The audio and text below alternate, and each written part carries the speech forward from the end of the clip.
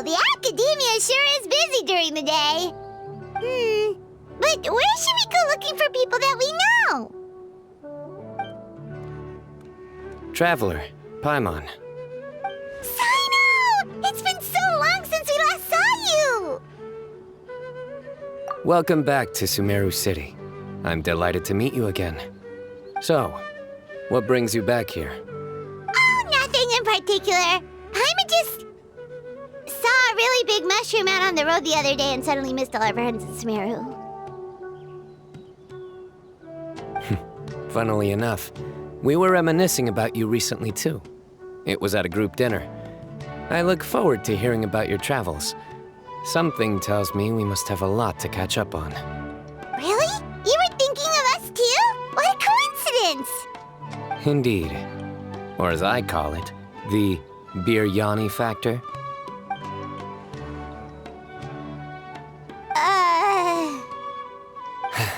You really want me to say the rest? Okay. It's always rice to meet stew again.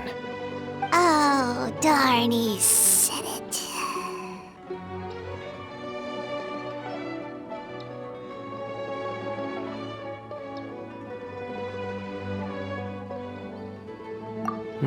You like that one, huh? You must if you remember it after all this time. Admit the truth. You have long been in awe of my razor-sharp wit. All right. Here's your 500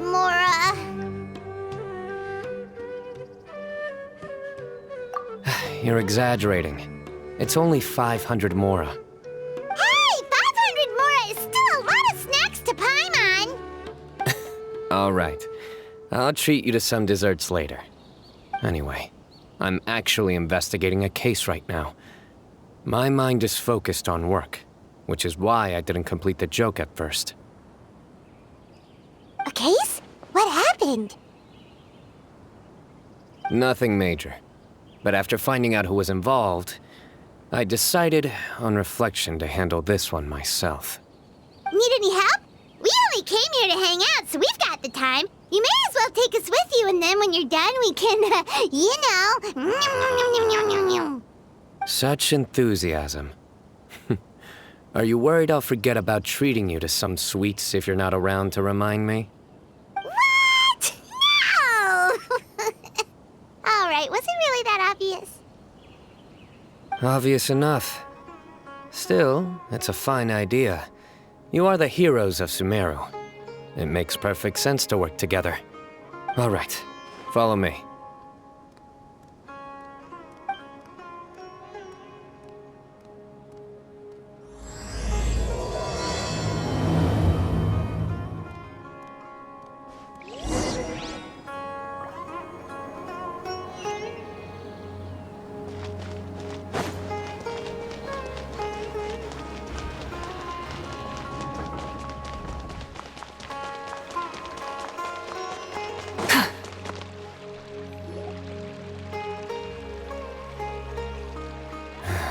Do you see him?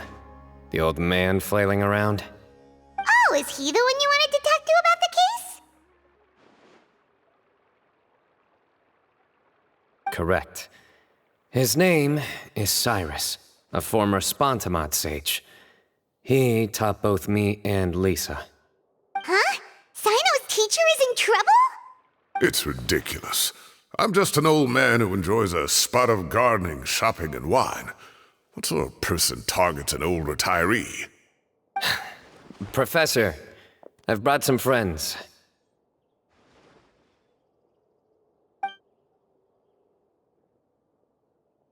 Ah, Cyno. Now who do we have here? Hold on, let me think. A flying fairy dressed in white? A youth who does not seem to hail from this land? My goodness. You must be the legendary traveler in Paimon. I've heard all about what you've done for Sumeru. Wow, looks like we're really famous. I've told him about you before. You are my friends, after all.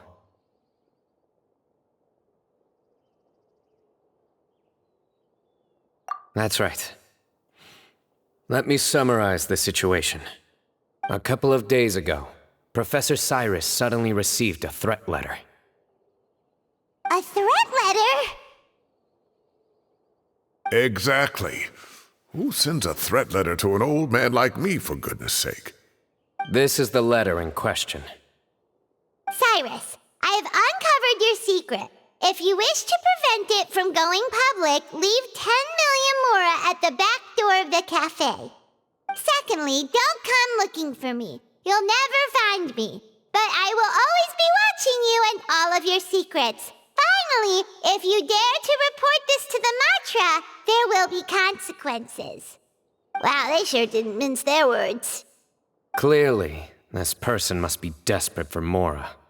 10 million mora, what a joke. I'm just a single retiree with nothing to my name beyond the tomatoes in my garden. Where do people think I'm hiding 10 million mora, huh? In my tomatoes? There were no witnesses, so currently the letter is all we've got. So, Traveler, Paimon, let's put our heads together.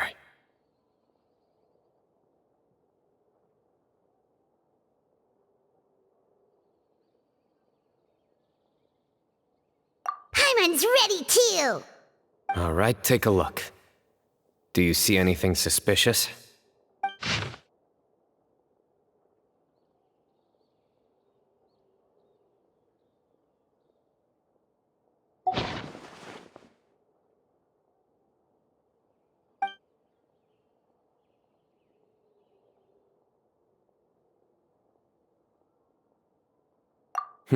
Very good. The paper has a rather rough texture. It's not the typical kind you see in most books. Another thing is, some of these strokes look kind of blurry. Could there be an issue with the ink? Possibly. And I bet the paper has something to do with it. Most of the paper around here is much smoother than this, and the ink is absorbed quickly so it doesn't run. This paper, meanwhile, it's very coarse-grained, almost as if it's made from some sort of plant matter. It's certainly not the same paper as we use in the academia, but the ink is nothing special. Just regular black ink that gets a blue tinge when applied to paper. So do we think the culprit has a connection with the academia or not? Wait, check this out! Looks like this part got wet at some point. Agreed. The staining suggests it was a colored liquid, not plain water. It also looks like it was wiped off with a damp cloth. A colored liquid, so... tea? Wine? Looks like we're thinking along similar lines. Let's go talk to Aureus. There are some things I'll need him to take care of.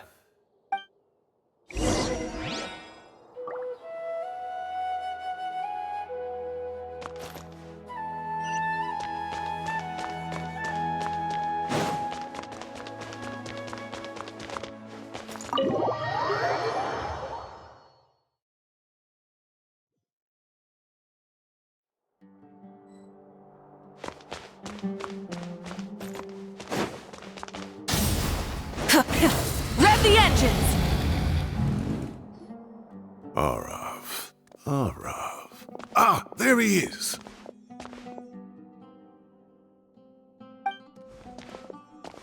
Mahamatra Cyno. Sir Cyrus. Ah, and the Traveler and Paimon. It's been a while.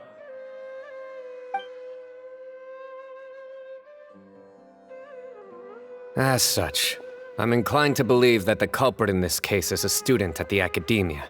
Somebody young and strapped for cash. Oh, one last thing. I'd start your investigation by taking a look at the cafes in the city. Oh, of course! You think the culprit spilled their coffee on the ladder, huh?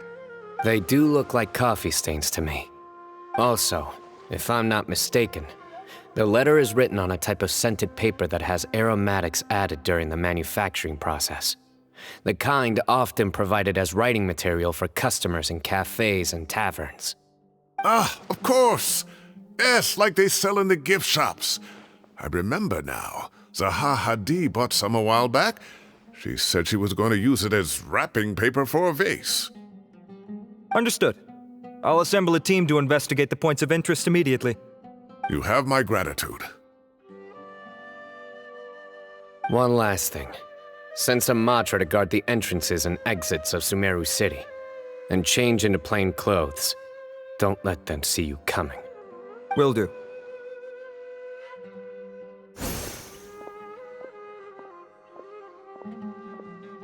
Great thinking, Cyno. So, where do we think the culprit's at right now?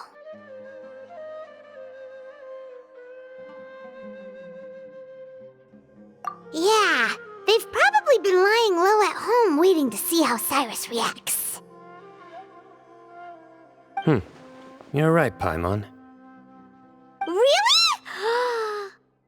Which part? The culprit's approach. Whatever happens, they need this Mora. But just because they warned Professor Cyrus not to go to the Matra, doesn't mean they know what he'll do next. So, like you said, they need to wait and see. And crucially, the culprit said they'd be watching the Professor's every move. Huh? Wait, are you saying...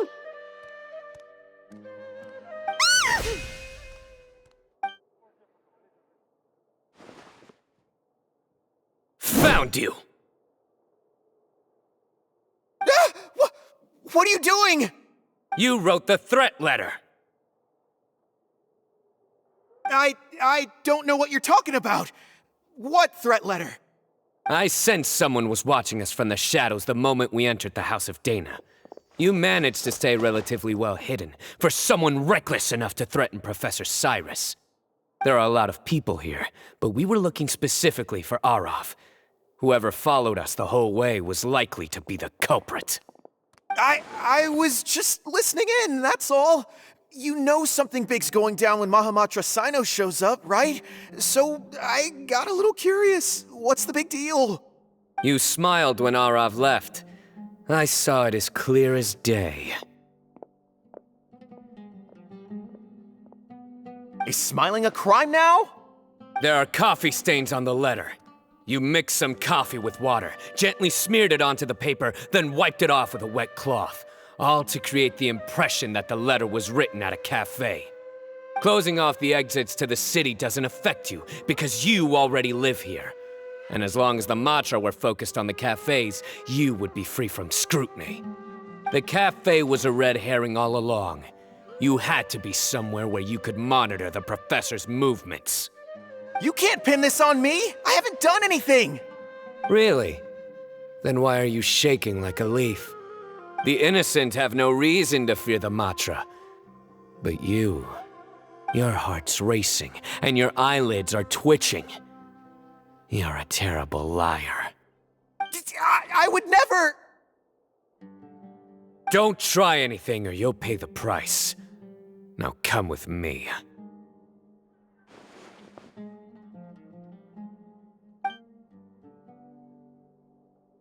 Well, that was over quickly. Cyno already caught the guy. You're telling me. One minute I go out for a quick smoke, the next minute I see Arav already on his way back to meet up with Cyno. Looked like a young guy, too. Couldn't have been much more than 30. But after what he's done, I'm afraid he's ruined his whole future. Everyone, it's all over. Gosh, that was so fast! The culprit's name is Uraka, a 16-year-old student in the Rataoist Darshan. Huh? 16? Cyrus thought he looked 30-something! We checked his records. He's 16, a third-year student. But he looks so old. Yeah, seriously! Foolish child. He's too young for the criminal life. What the devil drove him down this path? We questioned the culprit regarding his motives. Oh, just spit it out. Nothing can surprise me at this point. Very well. It's our understanding that Uraka is a mediocre student who has been underperforming in his classes. He started taking extra tutoring to improve his grades, but developed a gambling habit around the same time and lost a lot of Mora. Down on his luck, he went to the tavern for a drink and overheard some people chatting about Sir Cyrus's comfortable retirement. They mentioned that he's always arguing about his tomato plants with some old woman on the street. Some old woman on the street? Goodness gracious, has that rascal attended a single one of his classes? That old woman is Kasharwar's very own professor, Zaha Hadi. How can he not know who Zaha Hadi is? Is this going somewhere?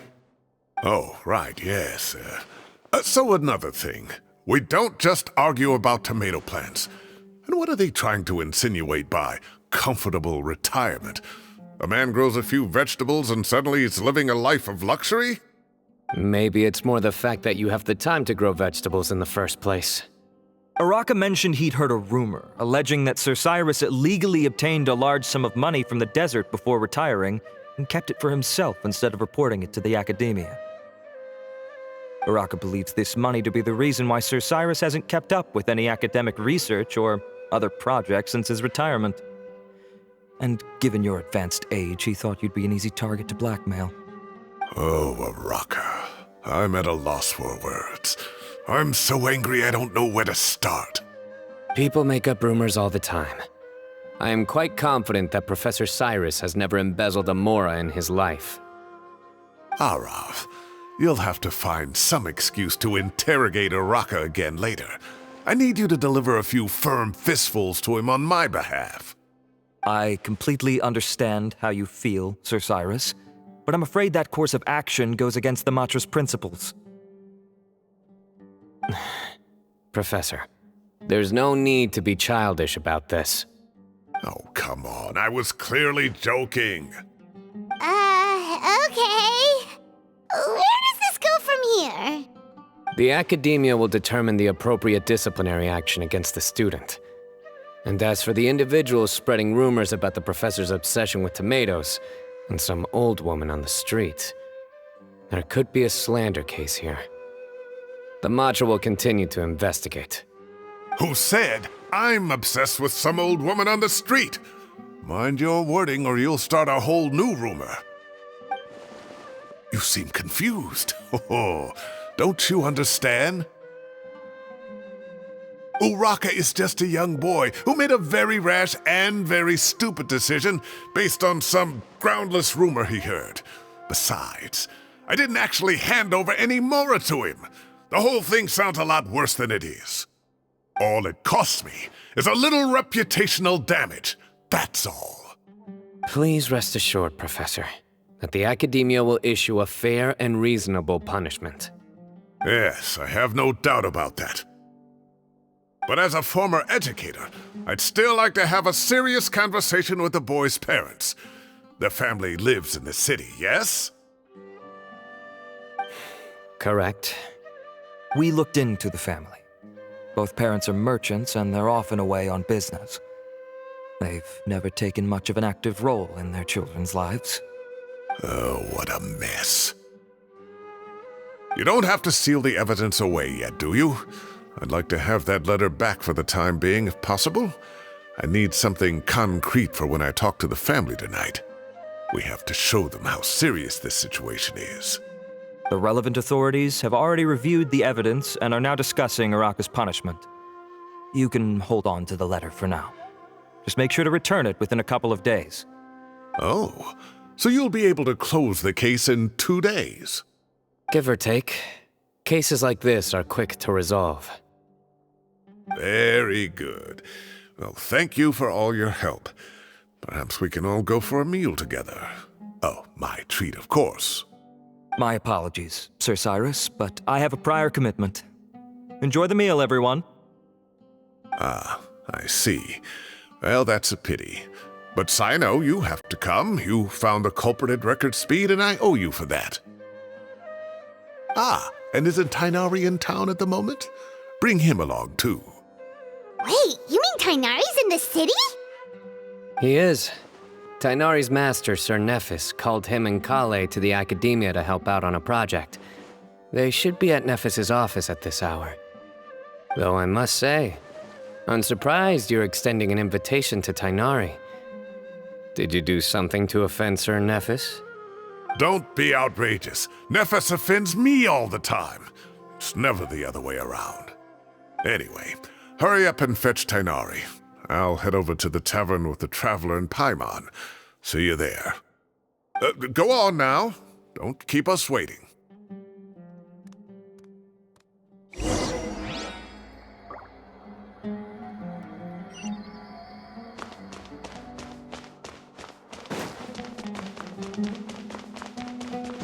Please show me your credentials before...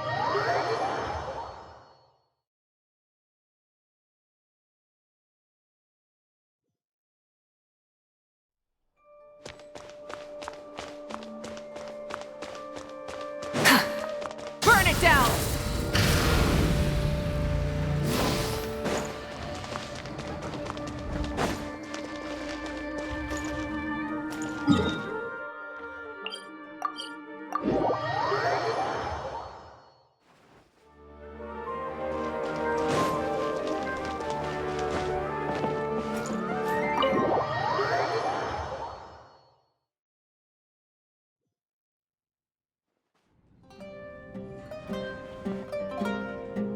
Not to brag, but we never had problems like this at Ratawa Hist back when I was still teaching.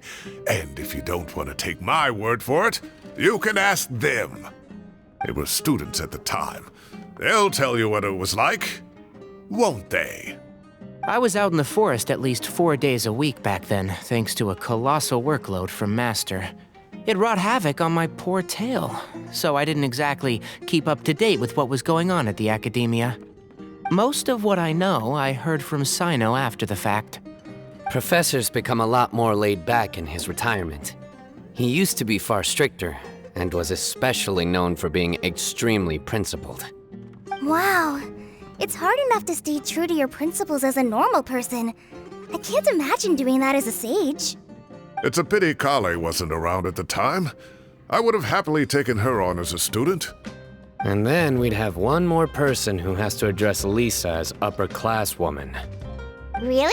Can't you just call her Lisa? She seems to prefer it when people treat her like an older sister. Oh, believe me, back when she was a student, nothing made her happier than the younger students acknowledging her seniority.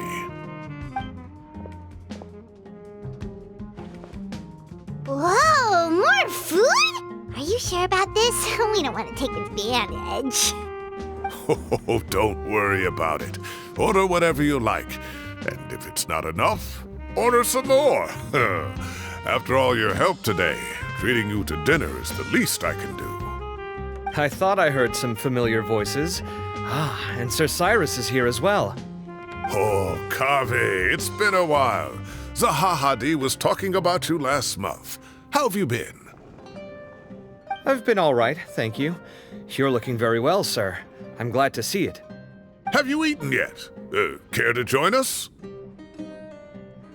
That's awfully kind of you, but I had a late lunch, so I'm not really hungry just yet. I'll have dinner a little bit later tonight. I just came to Lombard's to buy some wine, and when I heard some voices I recognized, I thought I'd come and say hello. So what's the occasion, anyway? Some sort of celebration?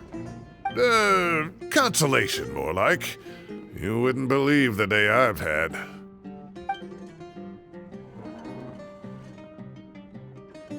Sounds like things have really gone downhill since I was there. My whole time as a student, I've never heard of anything remotely like that. I can't believe how young the guy is. What are his parents going to think? Young people are always more susceptible to making rash and ill-advised decisions.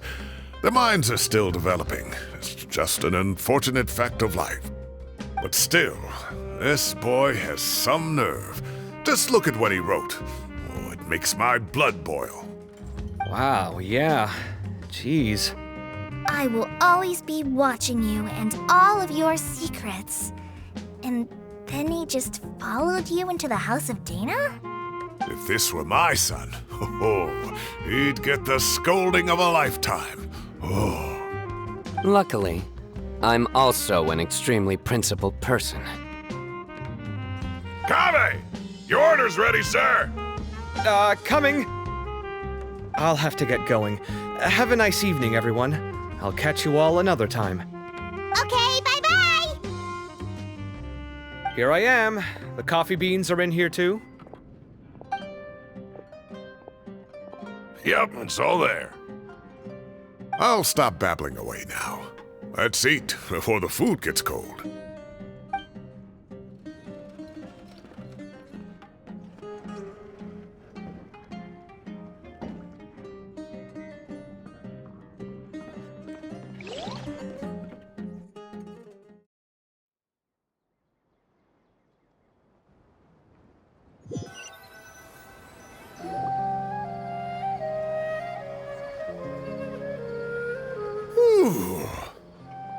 Oh, too tasty. Paimon's belly is about to explode. Oh, mine too. I'll have to walk home to burn some of it off. Thanks for dinner, Sir Cyrus. Master Tighnari and I will bring you some homemade herbal tea next time. It'll do wonders for your sleep. Well, I look forward to that. In fact, could I trouble you to bring a little extra for the other old folks on my street? I'll be the envy of the neighborhood. No problem at all. I'll pack some up and bring it over.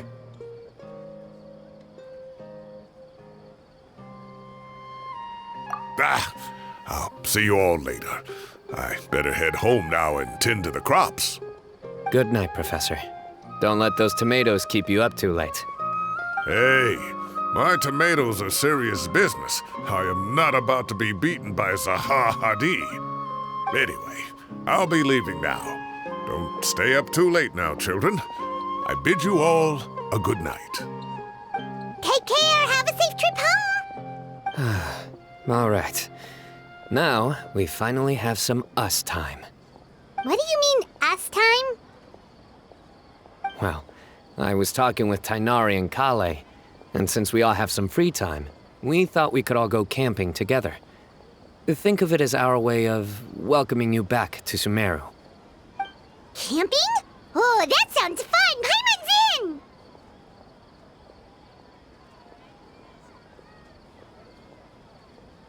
in! Right?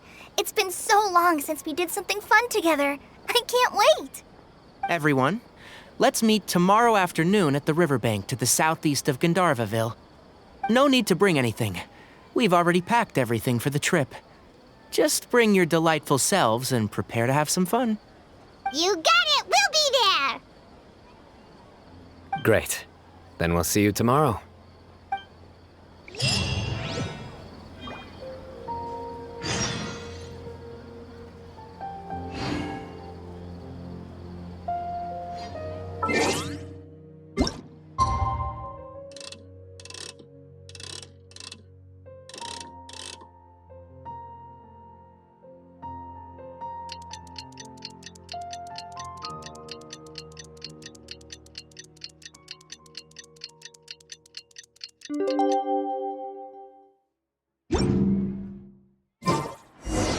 Time to set off! Let's head to the southeast of Gandharvaville and meet up with the others!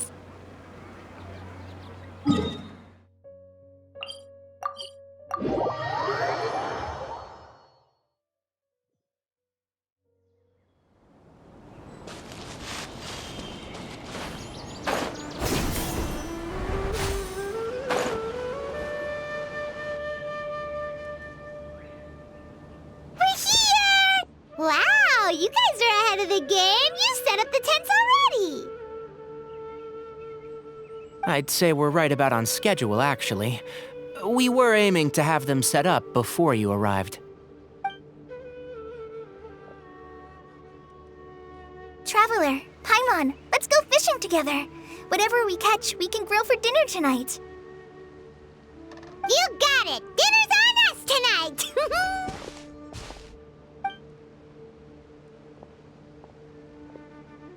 I hope I can contribute too.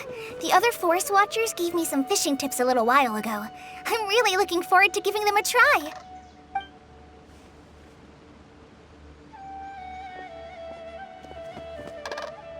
I saw some very appetizing mushrooms in the area, so I gathered a few for us. I'll leave them here along with some fresh fruit. Wow, camping with a forest watcher is the way to go! They think of everything! And even if they don't, they can improvise! This is true. I don't think I've ever had a single rough day in this forest. So, how has everything been going for you? Well, there's been some high points and low points, but we've had some unforgettable experiences along the way. I see. Oh, in that case, you should try a valberry. I bought some from the market this morning. A valuable suggestion. Just don't bury your feelings using food. All I wanted was to recommend something bittersweet. Oh, I have a sudden craving for fruit tea. I'm gonna go fetch some stuff. Bye!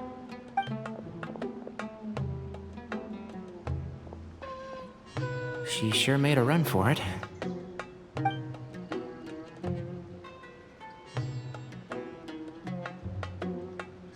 Unbelievable. She made a run for it. So Kale chose the path of tactical retreat. Could it be she foresaw what shall soon come to pass? My dear friend, you know what I am about to say.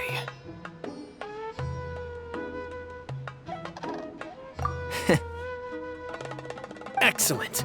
A kindred spirit. A great warrior can sense when a duel is nigh. But it looks like we'll get told off if we start playing now. Let's enjoy the nature for a while longer.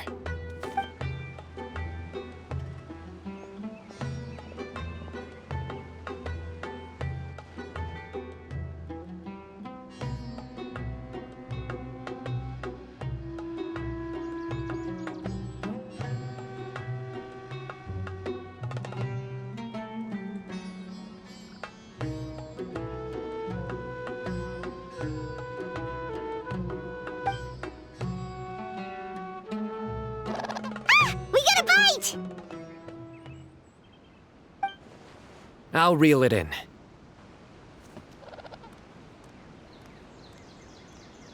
Firewood, spices, snacks, and drinks. Everything's ready. Once Kale gets back, we can light up the fire and start grilling.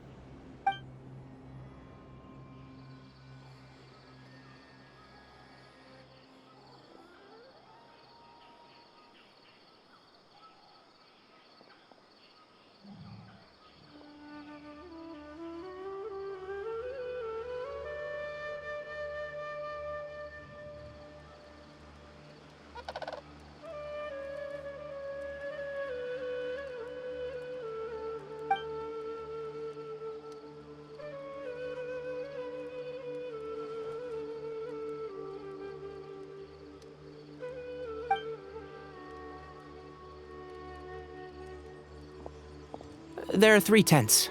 Which one do you two want to take? How about the one on the left?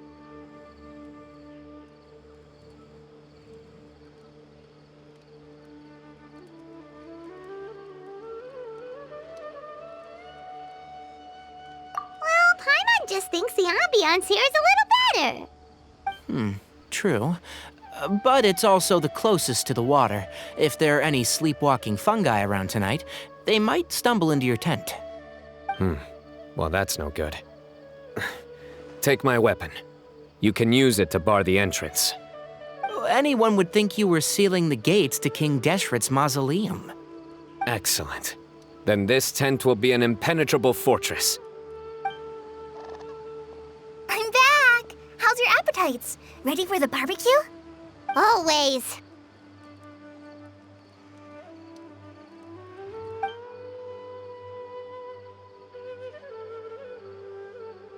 Oh, it smells so good. Paimon's drooling. Someone sure is desperate to eat. I think it's time to add the seasoning. How do you like your skewers? Well done? Medium?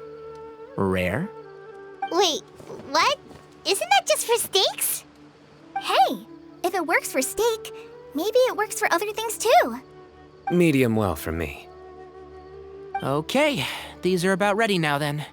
It'll be a few more minutes for anyone who wants theirs well done.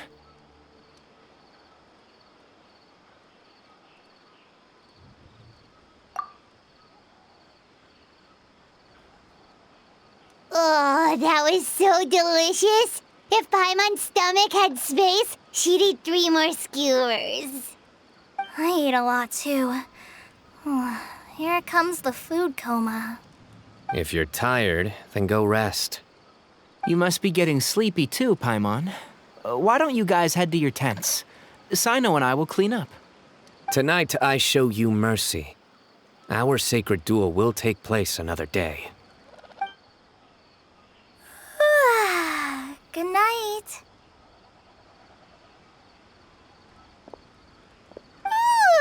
Paimon's struggling to keep her eyes open. Oh, don't forget this. The Staff of the Scarlet Sands. Wait, you were actually being serious about that? It's a very powerful weapon. Try it. Paimon can't even lift that thing. Fair enough. You sure you don't want it? Yeah, Paimon's sure. We'll be fine. And even if we do get an uninvited guest in the night, Paimon will be here to take care of the traveler.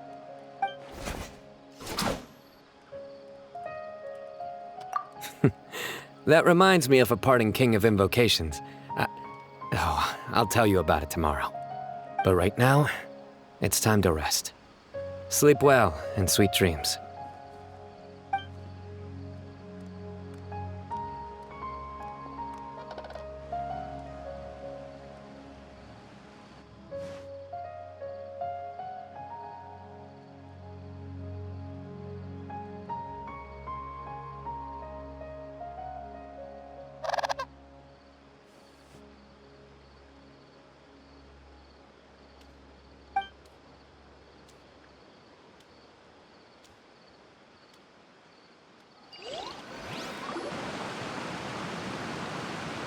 I think they should all be here.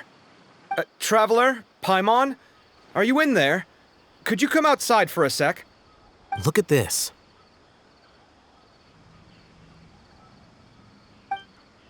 What the? What's this sword doing here? Is it supposed to keep out intruders? Evidently. What? Who is it? Oh, what time do you call this?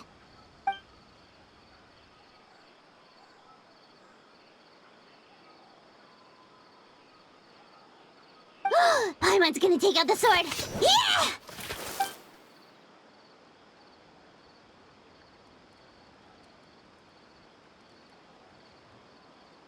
Oh, hey them, Kave! What are you doing here? It's the middle of the night!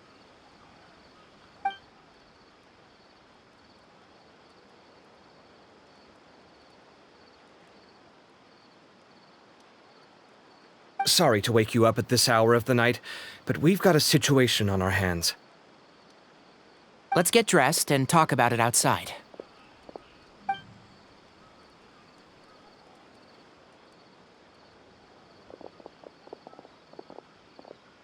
Something has come up, and since it pertains to Cyrus and Cyno, I deemed it essential to inform you all. Whoa, back up. Let's start from the beginning.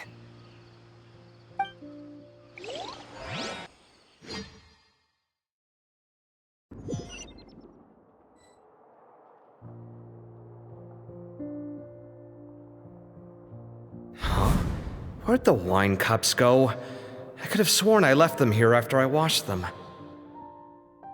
Ah, there they are. I'll have a cup too.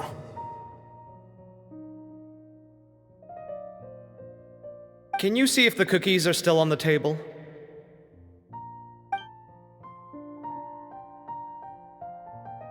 They are, and so are the fruits. Oh, this is so bland. I should have gotten a few bottles of what Cyno's group was drinking last night. Do tell. What were they drinking? Oh, right, I forgot to mention. So, I ran into Cyrus yesterday evening when I went to the tavern to pick up some things. He was hosting a dinner for Cyno, Tighnari, Kale, and the Traveler and Paimon. Anyway, they got a bottle of Lombard's new vintage for the table. At least, I think that's what it was. It looked pretty good. Sounds like they're all tangled up in this. You know what it's about, right? 16-year-old kid tried to extort Cyrus. He was asking for 10 million mora. I heard some people talking about it on the streets, yes. Didn't take them long to catch the culprit. The sages are probably dealing with the case by now. I wonder what Sir Nephis and the others will make of it. Oh, Cyrus showed me the extortion letter, too. It was crudely written, but the paper had this beautiful pattern on it that I've never seen before. Really caught my eye. Give me a sec, I'll sketch it out for you.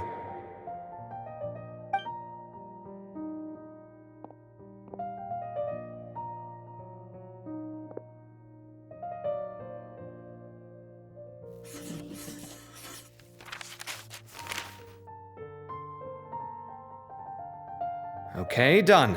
Take a look. You see what I mean? I don't think I've ever seen writing paper like this around before. God knows where the culprit got it from.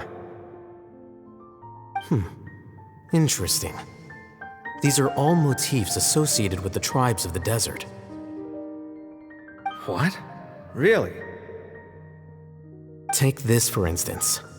Looks like an outline of a spire, similar to the kind found on some ancient palaces. And the crisscrossing and mirroring here, I recognize that too. It bears a striking resemblance to an ancient emblem, one that hasn't been used in a very long time. Whose emblem is it?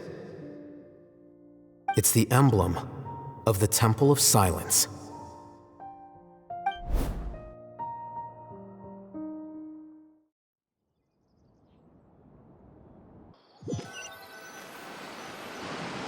After discussing it with each other, we both agreed that something didn't feel right, so we went looking for you.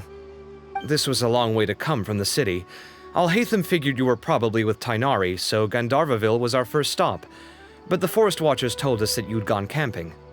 Then, just as we were heading off to the campsite, we ran into Cyno. He said he was on a supply run. We exchanged a few words, and then he ran off. Hold on. So what's the deal with that emblem you were talking about? The Temple of Silence, you said? What is that? Should we be worried? Something's up, huh? Give me a second. Let me get Kale.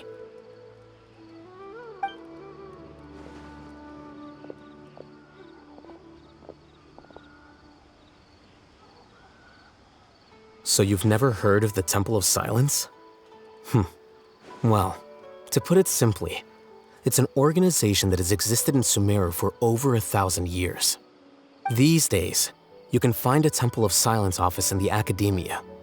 Theoretically, it's responsible for the custody and disposal of information and documents not fit for public dissemination. At least, that's what they tell the outside world. In truth, it's essentially a vestigial institution nowadays. There's an office with their name on it, but it's functionally obsolete. Historically speaking, the original Temple of Silence is said to have been established by Hermanubis, one of the 7 pillars of King Deshret and the greatest of all sages. Most of the organization's members hailed from the desert. By contrast, none of the Academia Temple's current members are from the desert region, nor do they use any symbols connected with the desert folk. So the Temple of Silence at the Academia is just a fake? Wow. It's possible. The real question is, why? My guess is they're covering something up. So, how do you know all this? Sounds like some pretty top secret stuff. Did you forget? He did a stint as acting Grand Sage, and kept the pay raise even after he resigned. Oh, yeah! Paimon did totally forget about that. So you took the chance to read all the top secret documents while you were acting Grand Sage, huh? If you're asking me whether I familiarized myself with the documentation in my office, I would respond that that's a perfectly normal part of any job. So much about this doesn't make sense. Why did the emblem of the Temple of Silence appear on a threat letter from an Academia student to Cyrus? The student's only 16 and doesn't have any family ties to the desert. So where could he have seen that emblem or gotten the paper? You said you ran into Cyno, yes? Did you tell him what you've just told us? Yep. He ran off as soon as he heard what we said.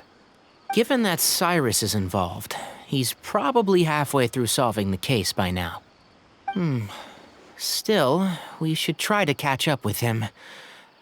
At this hour of the night, Cyno will probably go looking for Cyrus at his current residence. If the Academia's Temple of Silence really does exist just to cover up the truth, the sudden appearance of this emblem can't be good. It's sure to stir up trouble. We should pay a visit to the Academia. Yes. As the Sage of Amorta, my master ought to know the truth about their office. You can ask him to tell you what he knows.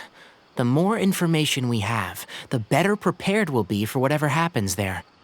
If this situation is connected to the real Temple of Silence, the emblem has to be part of a bigger conspiracy.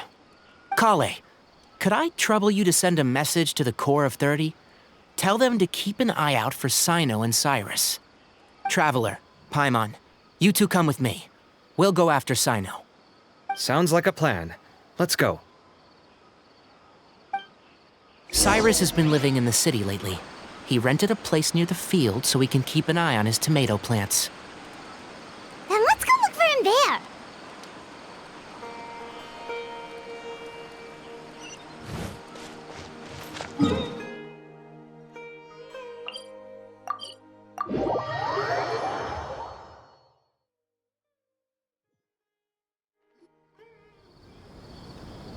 Here we are. This is the place. We might be too late. Looks like nobody's home. Oh, Cyno moves fast. If he was here, he's probably long gone by now. I know that voice. Is that Tainari I hear? Ah! Professor Zahahadi! Wow, so it really is you. My goodness, whatever is going on tonight? We're looking for Cyno. So, he's already been here. Yes, not long ago, in fact. He knocked on my door and asked if I'd seen Cyrus today at all. I told him the old fool left early this morning, and I hadn't heard him come back. So we went to his place, and would you believe it? He's gone. Goodness knows where to. It must have alarmed Cyno, because he took off in an awful hurry after that. He never did explain what this was all about. How serious is it? Well, if Cyrus isn't at home... Oh, it sure doesn't sound good. Professor, did you hear that a student recently tried to extort Cyrus? Why, yes. When I left the house that day, I noticed he was watering his flowers in the field in complete silence. He had a piece of paper clutched in his hand, and he looked lost in thought. I could tell something was troubling him, but he wouldn't tell me what it was. If Cyno hadn't happened to visit him that day, he'd probably still be holding on to that thing. After seeing the letter, Cyno told him to contact the Core of 30, but Cyrus was very reluctant. He claimed it would only damage his reputation. Eventually, he relented, after much persuasion from Cyno. Huh? Cyrus didn't want to report it? Well, that's strange. When we saw him, he seemed pretty okay with the idea of the kid getting his just desserts. As a former sage, it's possible Cyrus still has enemies at the Academia. That's why Cyno was so insistent that he report the matter to the authorities. I was there while they were going back and forth over it. So Cyrus initially hoped to stop this from going public. But why?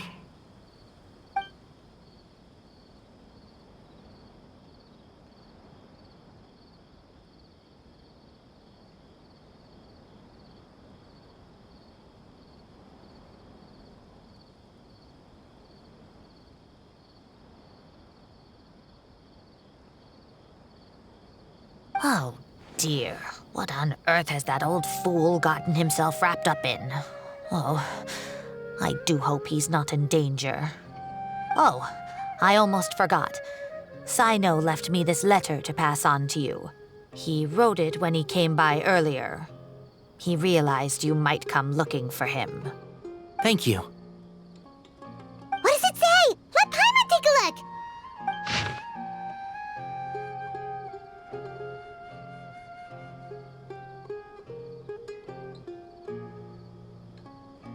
My friends, this is a rather complicated state of affair. Unfortunately, I cannot disclose more than that. I ask you to understand and accept that I had to act alone at this stage. Don't come after me. Yep, that sounds like Cyno. Thank you, Professor. Please do not worry. We will do all we can to protect both Cyno and Cyrus. Traveler, Paimon, let's head to the Academia and regroup.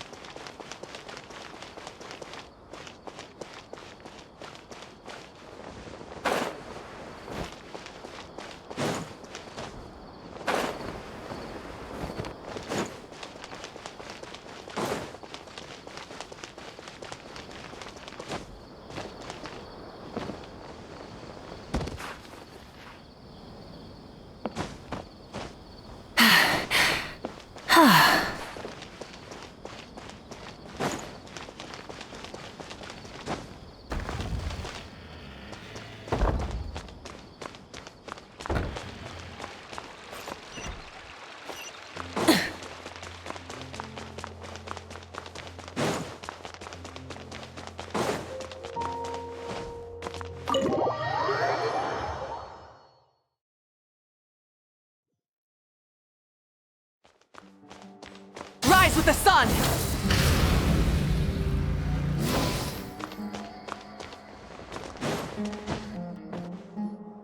You're here?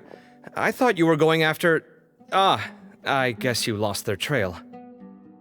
We went to Cyrus's house. No one was there. Cyno got there before us, but he was long gone by the time we arrived. He didn't say where he was going?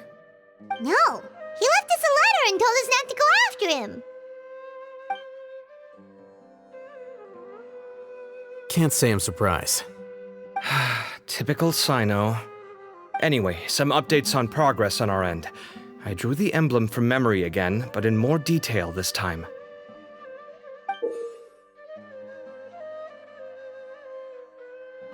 I checked some ancient texts for a similar design.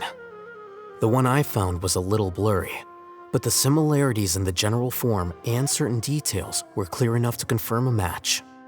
Yeah, and we're lucky we found anything at all. It turns out the emblem was all but lost to history. We scoured the entire Academia collection, and that book was the only one with a record of the motif. Meanwhile, Arav managed to get Uraka to disclose his source. The one who told him about Cyrus's embezzled funds was a young man from the desert. According to Uraka, he had a striking presence and was well educated. Apparently, the two met in the tavern over a game of cards. The guy claimed to be in the city for business as part of a merchant caravan. Uraka was intrigued when he heard what his new acquaintance had to say and brought up the idea of extorting Cyrus for Mora. The guy encouraged him to go ahead with it, then handed him some pen and paper to write the letter. I see. So it could be that this person planted the paper intentionally. So, how do we find this guy? Did Uraka say where he is? He doesn't know. He claims not to have seen him since that day in the tavern. The man gave him some tips on how to carry out the extortion, but from then on, Uraka was acting alone. Nephis and Arav have gone to meet the Court of 30 and review the city's entry and exit records. Also, Nephis admitted that the Temple of Silence in the Academia is just a facade.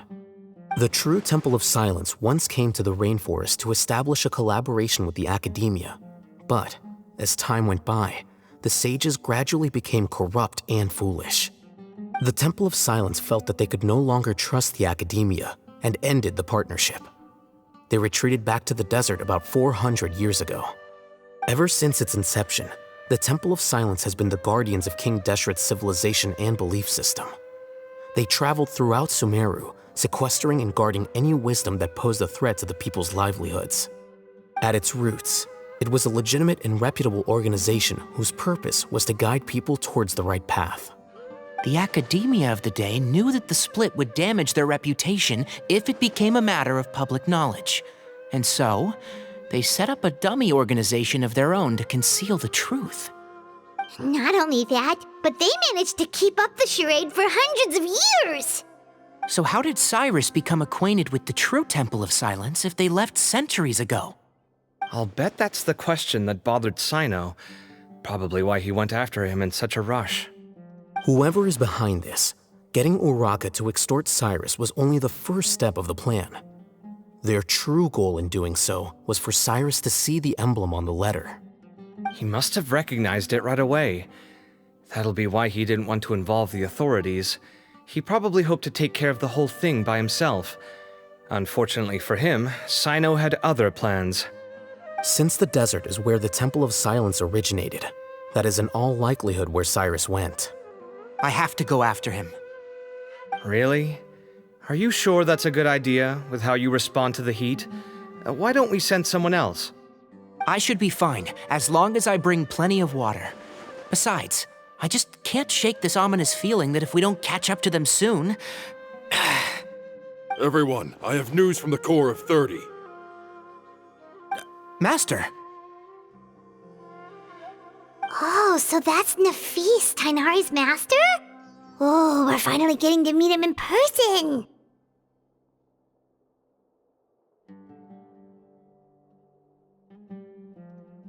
It's a pleasure to meet you, Traveler in Paimon. Several independent eyewitnesses have reported seeing Cyrus and Mahamatra Cyno leaving the city at different times. Both were heading in the direction of Caravan Ribat. I was going to suggest that you join forces with the Core of 30 in this case. However, as I'm sure you've already heard from Al-Haytham and Kaveh, the Temple of Silence is involved. The Academia has made a number of decisions throughout history that I am ashamed to talk about. It may well be that no better choice was available to them, but those actions are nonetheless a stain on our legacy. I won't attempt to make you understand the Academia's perspective. Now is the time for action. I understand where you're coming from, Master. But I'm afraid the situation might be more complicated than we thought. I think we need to keep a low profile, or risk making things worse. Good point. If Cyrus is involved with the other side, or worse, if he's fallen into their hands, and...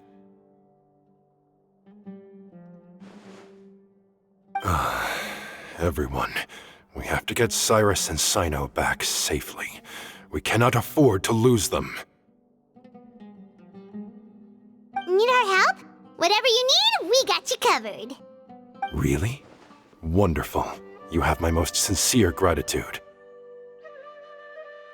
Arav and I will continue to follow up on the lead from Uraka. Kaveh, Scribe Al-Haytham, I'd like to ask you to cover the duties of the House of Dana.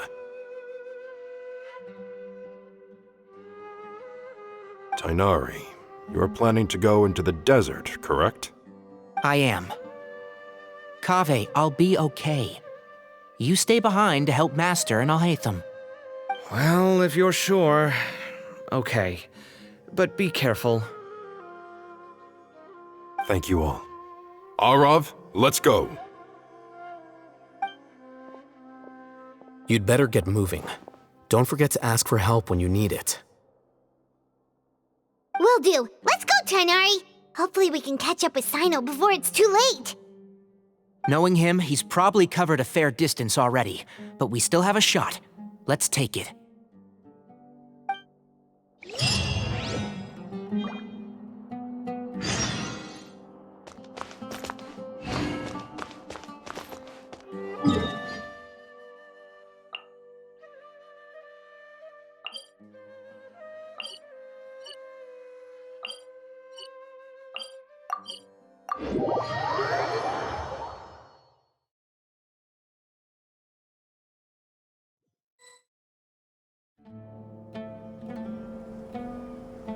Okay, we made it to Caravan Ribat.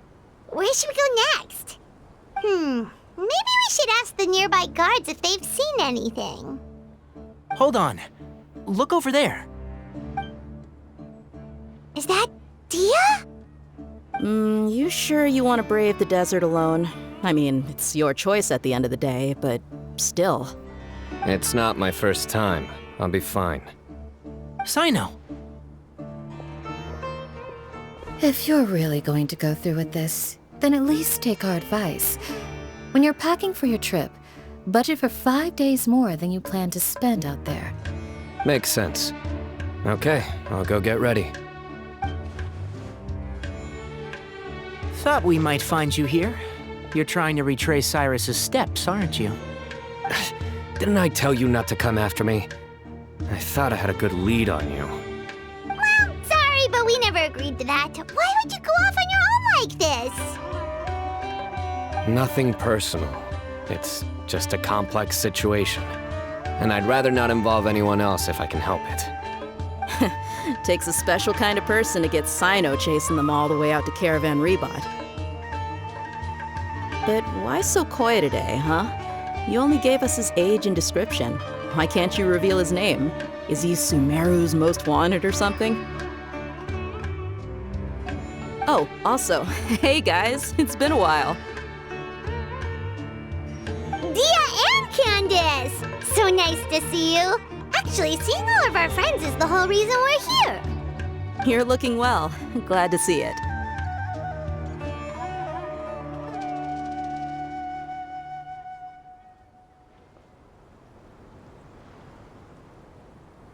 Candace and I came to Caravan Rebot on business. We ran into Cyno as he was asking about some elderly gentleman's whereabouts. Some people say they saw him. Guess he stood out as an older guy heading into the desert alone with just a sumpter beast in tow and very few supplies. That's gotta be one heck of a story there. Cyno, it's okay if you can't tell us anything about the case, but let us know how we can support you. We're here to help however you need. The more people we have working on this, the quicker we'll be able to find the person you seek. No, it's not that simple. If I'm right, he'll be doing everything he can to avoid us. We spoke with Zaha Hadid. From what she said, it's pretty clear that he wants to try and solve this on his own. It won't be easy trying to find him in the desert when he's deliberately trying to cover his tracks. Sounds like this is far more complex than we imagined. Still, if he started from Caravan Rebot, the chances are that his route took him past our village. You may as well ask if anyone there has seen him. My thanks to you both. Once this is resolved, I will find a way to repay you. Come on. No need to get all serious. Just buy a round of drinks next time we're all in the city or something. That's a deal. All right, so, you all set? Yes, we'll handle it from here. And thank you again for your help. I don't take it for granted. All right, then we'll leave you to it. Just remember, if you change your mind and need some reinforcements, we'll be here. And don't think you'd be imposing. You can depend on us. Don't worry, we'll keep him out of trouble.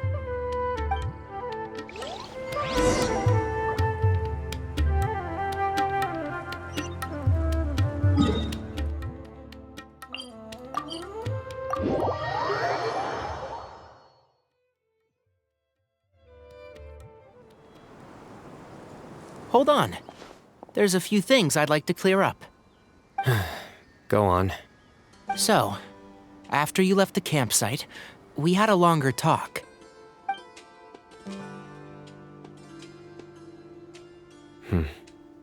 Clearly, we've only scratched the surface of the Temple of Silence question. It doesn't surprise me at all that the one in the academia is a fake. Do you have any connection with the Temple of Silence?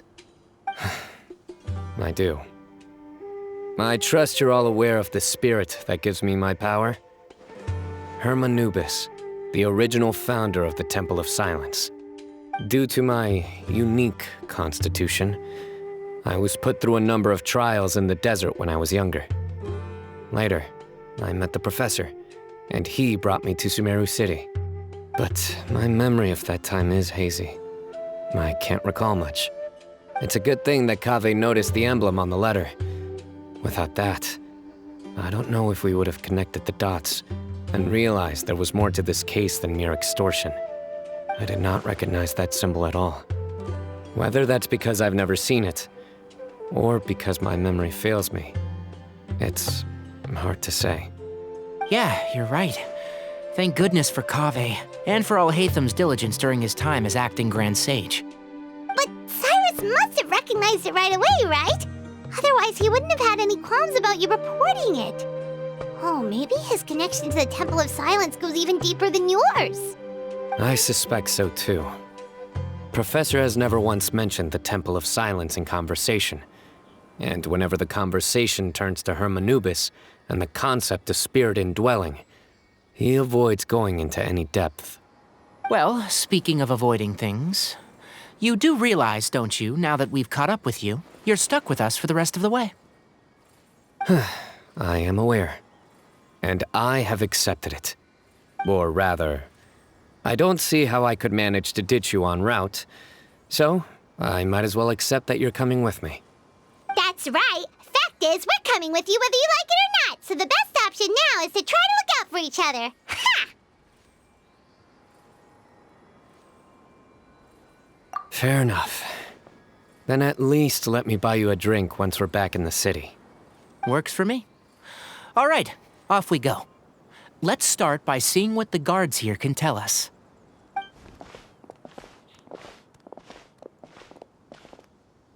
Hello. Mahamatra Cyno? I'm looking for someone, so I'd like to confirm any recent foot traffic in and out of Aru Village. A man matching that description passed by Aru Village not too long ago. He stopped by to load up on food and water and feed his sumpter beast, then he was on his way. Where was he going? Let me think.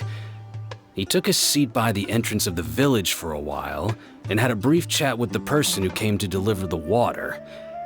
He said he was headed somewhere near an oasis, but he didn't mention which one.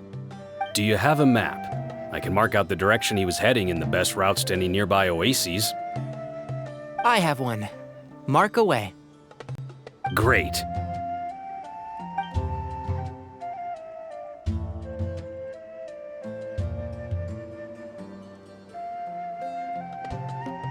There you go. Thank you so much. You were a great help. You've got a really good memory. You're quite welcome. Just doing my job. Best of luck. I hope you find him soon.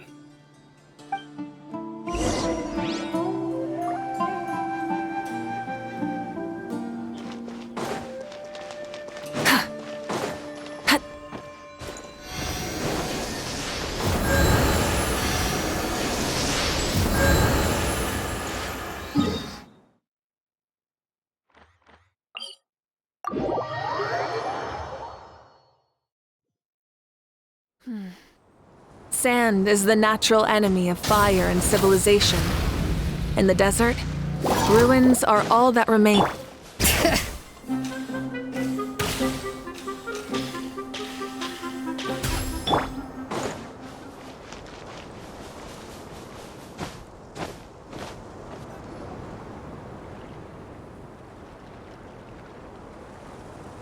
Hold on. I see some people over there.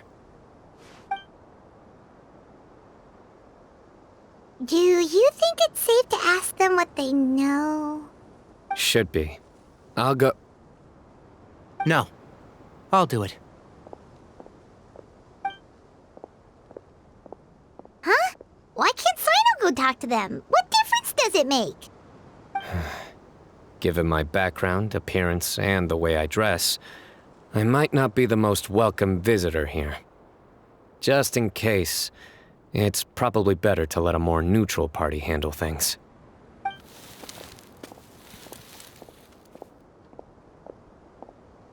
Ah, hello there.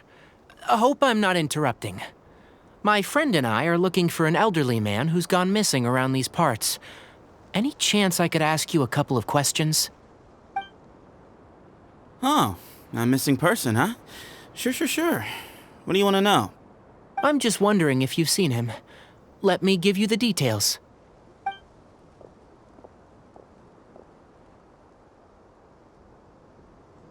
So, a silver-haired guy in a long robe, culture type with thoughtful eyes, and he's traveling alone. He'd stand out like a sore thumb around here. Yeah, sounds like the kind of guy we'd remember if we saw him. He's looking behind me. Uh-oh. That guy's looking our way. Your friend over there stands out a lot, too.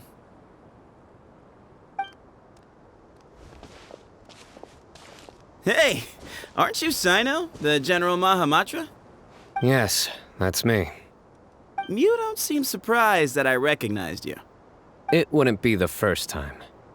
Oh, you're the one looking for the old man who's gone missing, aren't you? I have a bad feeling about this guy. Someone's on edge. You don't trust me much, do you? No need to hide it. I understand why you're wary of us. Still, you came to us asking for help. Do you want it or not? I thought you were a group of merchants. Seems I was mistaken. Your henchmen don't look like much, but something tells me they put up a better fight than most mercenaries. Hey, hear that, guys? You're my henchman now. Suits me, as long as I get paid for it. Just cut to the chase already. I'm running out of patience. All right. Come with me. All of you.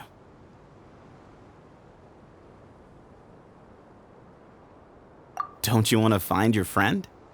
A silver-haired, long-robe, culture type with thoughtful eyes? Sounds like there's a whole other side to Cyrus I didn't know about. So you know where he is? Just follow me. I'll take you to him.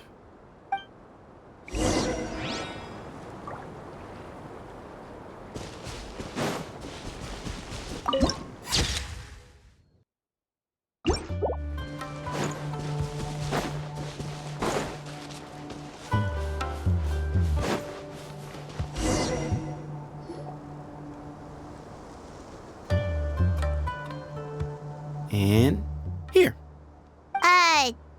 What? Where are you looking? There's nothing here. Please step back.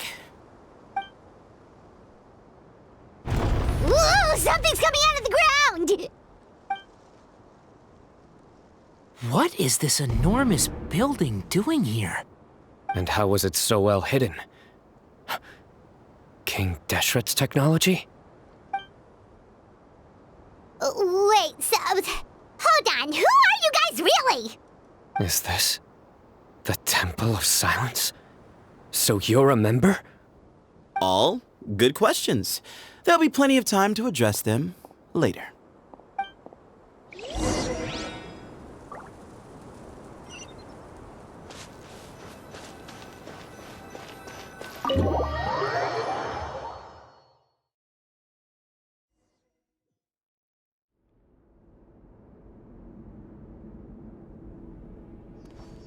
This is not what Paimon was expecting to find in the desert, especially not hidden right next to an oasis.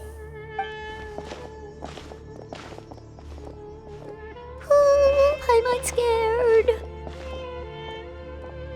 They must have kidnapped Cyrus. Do you think this is the guy Raka met in the tavern? What's wrong? Thinking about your professor? I just hope for your sake you haven't done anything you might regret. Me too. Hope I haven't done anything to incur your wrath.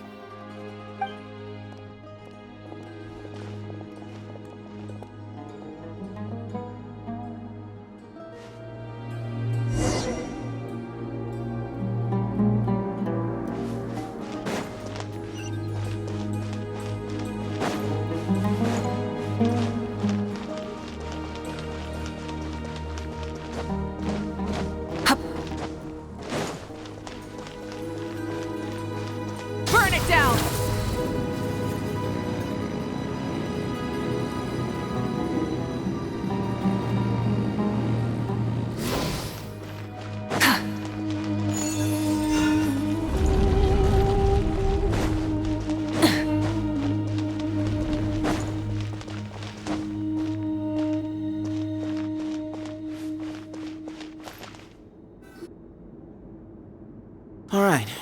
You can wait here for now.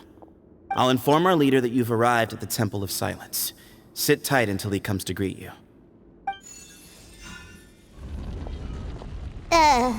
So he's just gonna leave us here unattended? Maybe we're not being kidnapped after all. They can't have been at the Oasis by chance. They were waiting for us. Whoever the leader is here, they were obviously counting on us showing up. So this is the Temple of Silence. After leaving the rainforest, they hid themselves here? Hey, look! That guy's coming back. Don't worry. Someone will come and call for you soon. What's your name?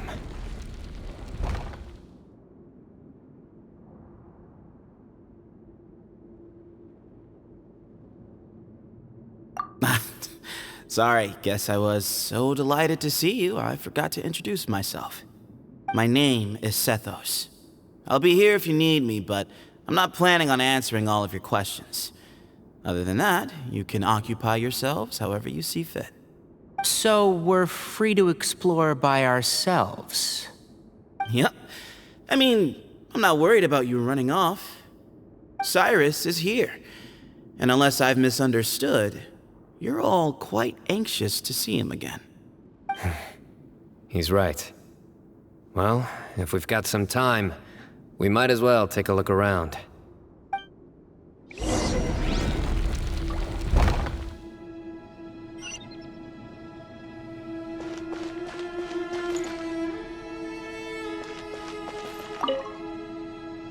Hey, Sethos! Have you got some time to chat? Sure. Although, I'm assuming by chat, you mean you have questions for me? I don't blame you. Anyone else would. Not often. The Temple of Silence is a place of quiet and solitude. We don't get too many visitors.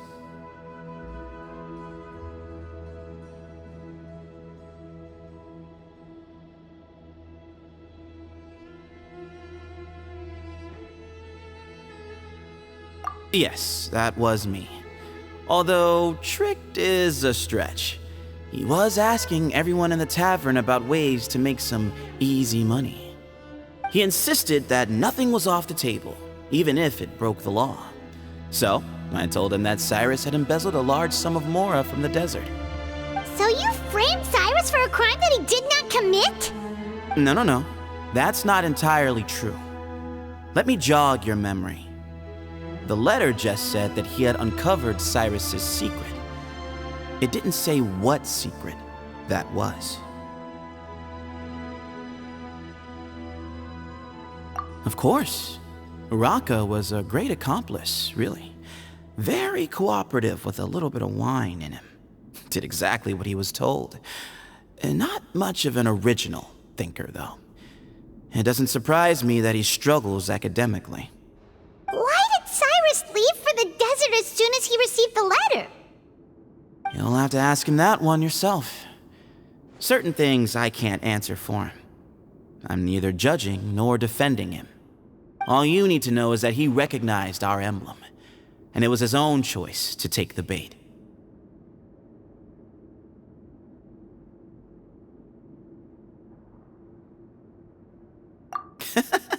What kind of question is that? He's the General Mahamatra. Everyone in Sumeru knows who he is. Right, but back at the Oasis, you can't have known who he was for sure, or you wouldn't have asked him. So, what we're really asking is, have you never seen him in person before? I've lived in the desert my whole life. Guess you could say I've never had the pleasure. Ugh, why does Paimon feel like this guy's not being straight with us? Come on, we've only just met. If I give you all the answers up front, you'll have nothing left to look forward to. Yes, that was me. Although, tricked is a stretch. He was asking everyone in the tavern about ways to make some easy money. He insisted that nothing was off the table, even if it broke the law. So, I told him that Cyrus had embezzled a large sum of mora from the desert. So you framed Cyrus for a crime that he did not commit? No. That's not entirely true. Let me jog your memory. The letter just said that he had uncovered Cyrus's secret. It didn't say what secret that was.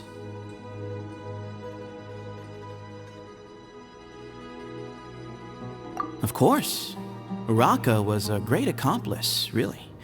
Very cooperative with a little bit of wine in him. Did exactly what he was told. And not much of an original thinker, though. It doesn't surprise me that he struggles academically. Why did Cyrus leave for the desert as soon as he received the letter? You'll have to ask him that one yourself. Certain things I can't answer for him. I'm neither judging nor defending him. All you need to know is that he recognized our emblem, and it was his own choice to take the bait.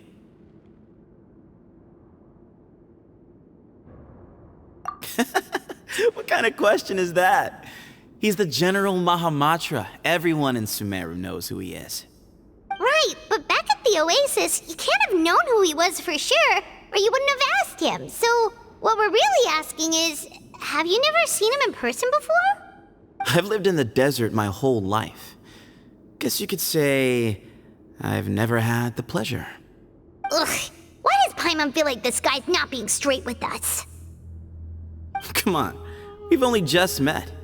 If I give you all the answers up front, you'll have nothing left to look forward to. Yes, that was me. Although tricked is a stretch. He was asking everyone in the tavern about ways to make some easy money.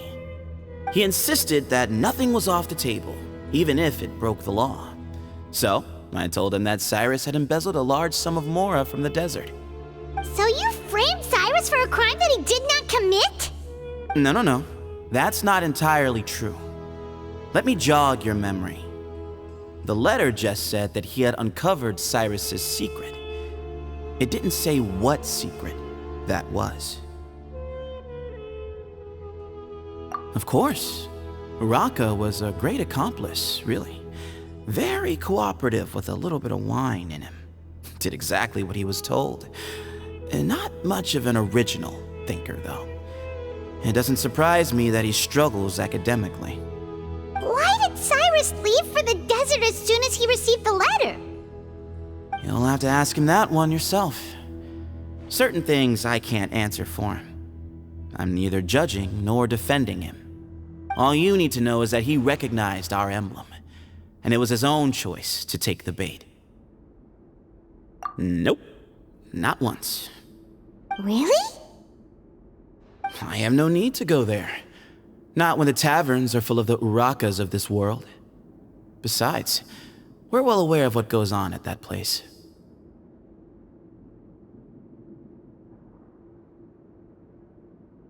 Spies? It's not as clandestine as that. The city gates are wide open. Anyone's free to walk in. You can find out all you need to know just by walking around town and hearing the word on the street.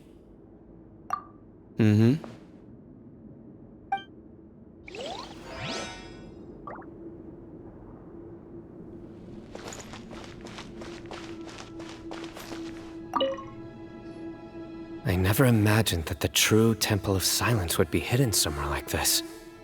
We've passed through these parts before, but never noticed anything. That's King Deshret's technology for you, I guess. It borders on the miraculous. Amazing to think that it's been preserved intact all this time. We should be wary of our hosts. Still, at this point, we can be confident that the professor is safe and sound, so that's something.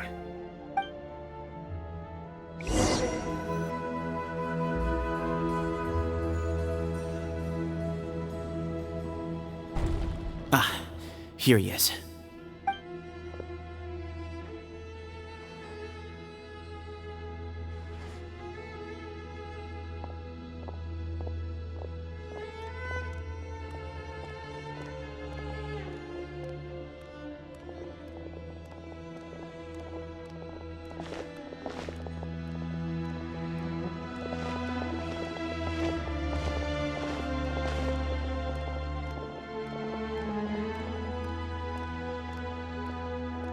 Grandfather, the person you wish to see is here. Well done, Sethos. Greetings, one and all. I am Ba Moon, the current leader of the Temple of Silence. I know why you are here, and I thank you for your patience. Bring him out.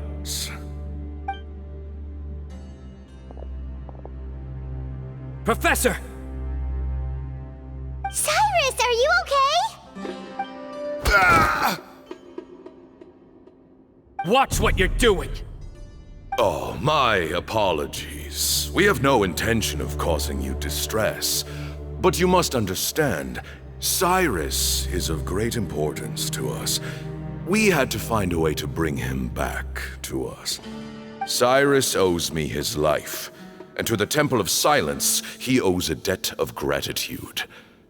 I let him go a long time ago, but now, the time has come to demand payment. I wanted to end my feud with this old bag of bones before you caught up with me. But you got here so quickly. Just leave, Cyno. This is a matter between us two old men. You're all too young to get involved. So that's why you didn't want to report the letter. You'd made up your mind to come here from the beginning.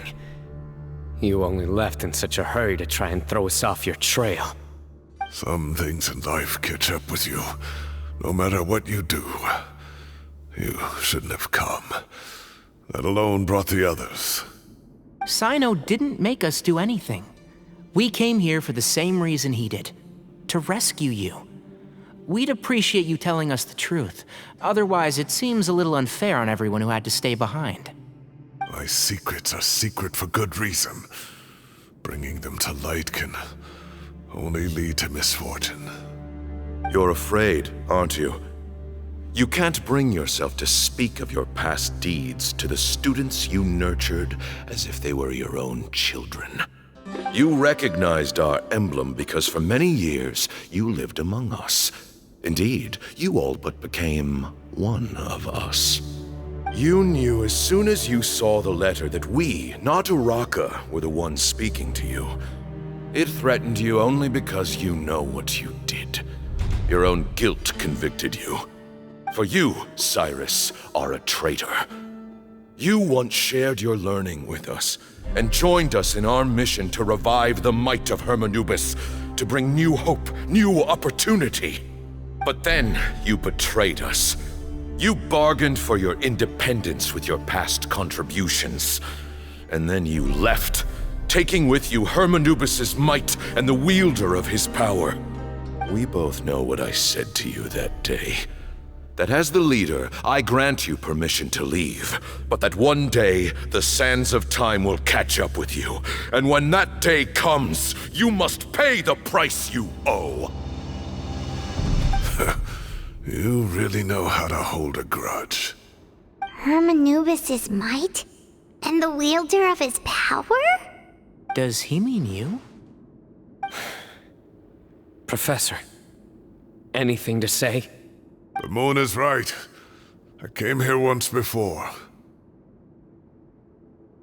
He rescued me from the brink of death once, many years ago in the desert. When he learned that I was a scholar, he invited me to come here and revive the might of Hermanubis together. It was a great, daring plan, and one shrouded in secrecy. The Temple of Silence had been bereft of Hermanubis for too long. The strength of its faith and its warriors were waning. Bamoon proposed that we implant bar fragments, shards of Hermanubis, into the bodies of suitable vessels. If the experiment was successful, the spirit of Hermanubis would then dwell within the vessel. Many believers volunteered themselves for the experiment. But we soon discovered that the bodies of grown adults could not withstand Hermanubis' power. In the end, Bamoon offered his own adoptive grandson. One other child was identified as a suitable vessel, and his parents agreed to release him into our custody in exchange for a small fortune. These two children were our only hope for hosting Hermanubis' power. For many years, the Temple of Silence had been in possession of 2 Ba fragments from Hermanubis. As remnants of his raw power, they were exceedingly rare treasures. The test subjects were sent into a room that had been prepared for the ceremony and instructed to approach the Ba fragments, whose power had been amplified. If, after some time, this power did not repel them, this would mean that they were suitable vessels. The original plan was for a 3-stage experiment: resonance, implantation, and recovery and observation. The resonance stage went quite smoothly for both candidates. As the second stage began, I realized a decision had to be made. Should we implant the fragments one at a time? This would allow us to monitor the results after the first round and adjust our plan accordingly. Or alternatively, we could implant each fragment in a different vessel at the same time and compare their effects. But as I was deliberating, both Ba fragments suddenly became active. They glowed with a light we had never seen before. I knew that if they were not implanted right away, they would disintegrate and be gone from the world for good. Our 2 vessels had both displayed great promise by successfully resonating with the fragments. Under the circumstances, the thought of implanting both fragments into the same vessel seemed out of the question. To preserve our faith and our power, we implanted each of them with a single fragment. Ultimately, I ended the experiment and left, taking one of the children with me. In recognition of your past contributions, I chose not to send someone to hunt down and kill you both. Your lives were spared, but I have paid a great price for your betrayal ever since. I have always wanted to see you, Cyno.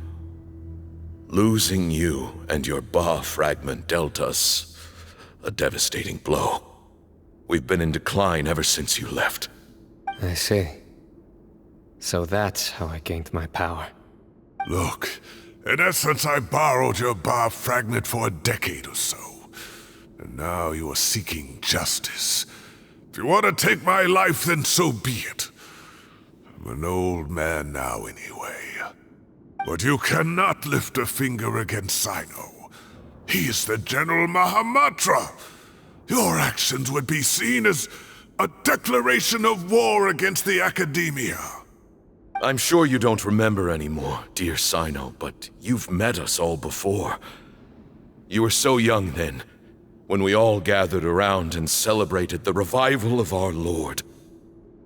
You and he, Sethos, you were our final hope. You'd like me to return my power? As a follower of Hermanubis, I have allowed this power to remain in the rainforest for far too long. Now, it is time to reclaim it. That power is not yours to reclaim. Cyno was chosen by the gods. You cannot take what they have bestowed. You are wrong. Cyno was chosen, but he was not the only one. My child, Sethos, has the same gift as he. So those are your terms for freeing the professor? Despise me all you want. My sins are my own. The Temple of Silence is an innocent party. It is because of my foolishness all those years ago that the Temple's glory has waned. And now I must take responsibility for the decision I made back then. So what you're saying is, the power of one Ba fragment is not enough? You're asking me to return the one in my possession, so it can be implanted in him instead? Divine power causes great suffering to those who wield it. How do you know that Sethos would be able to withstand it? He is no longer a small child. But regardless, this burden is ours to bear, and your objections mean little given that you turned your back on us long ago. Both my heart and mind are telling me that what you are proposing is a terrible idea. However... Don't listen to him, Cyno. That power is no more yours to give than it is his to take. You have to understand. I know.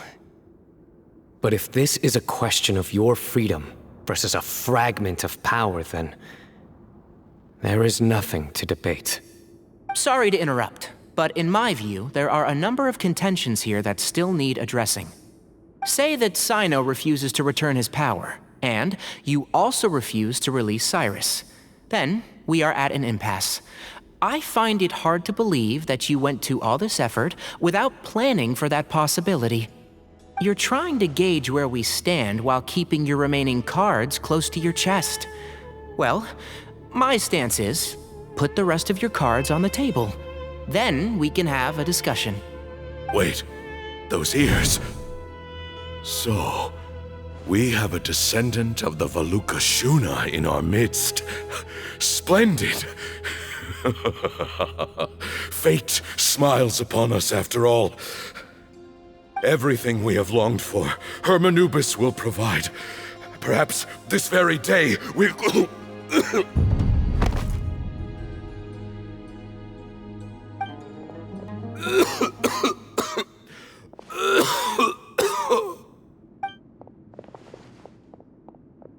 Why is he coughing so much? He looks like he's in really bad shape.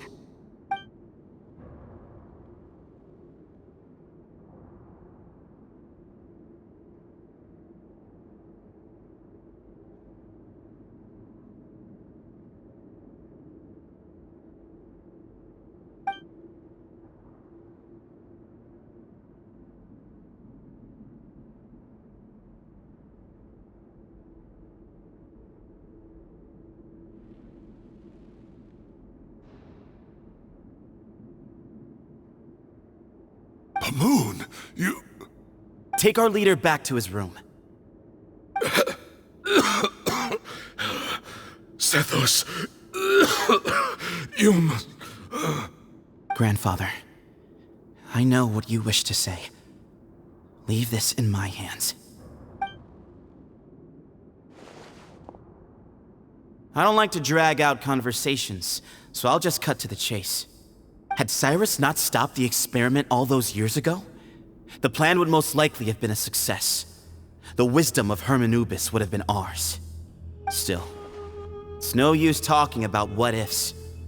We cannot change the past. I'm not like my grandfather. The Temple of Silence has a grand legacy and a sacred duty to fulfill. So it's somewhat inevitable for the leader to have an inflated sense of self. But I see things a little differently. I don't believe the temple has the same stature that it once did.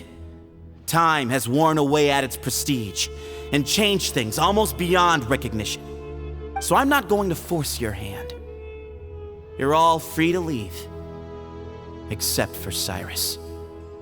My grandfather gave him his chance once, and now I'm giving the rest of you yours. You have courage and wise judgment, kid.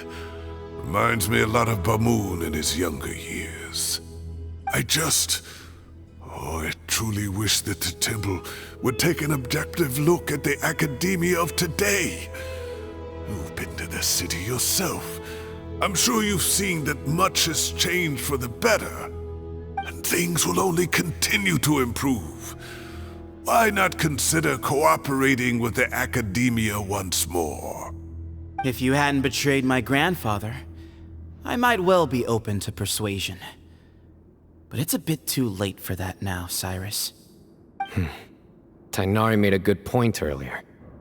He said there has to be more to your plan than this, and I agree. All you and Ba Moon are after is the Ba fragment. The professor will accept whatever fate you deem fit for him out of a sense of guilt. I am the one who has a choice to make. And that's how it was always going to be. Ultimately, you want to trade the Ba fragment for the professor, correct? I'm glad to see you're giving it some serious consideration. I won't forsake my professor, nor do I intend to run from a problem that I must face sooner or later. Give me one night to make my decision. That works. Then I'll be waiting to hear your verdict, Cyno. Oh, my grandfather still has a fair few things he wants to say to Cyrus, so I'll be escorting him back now.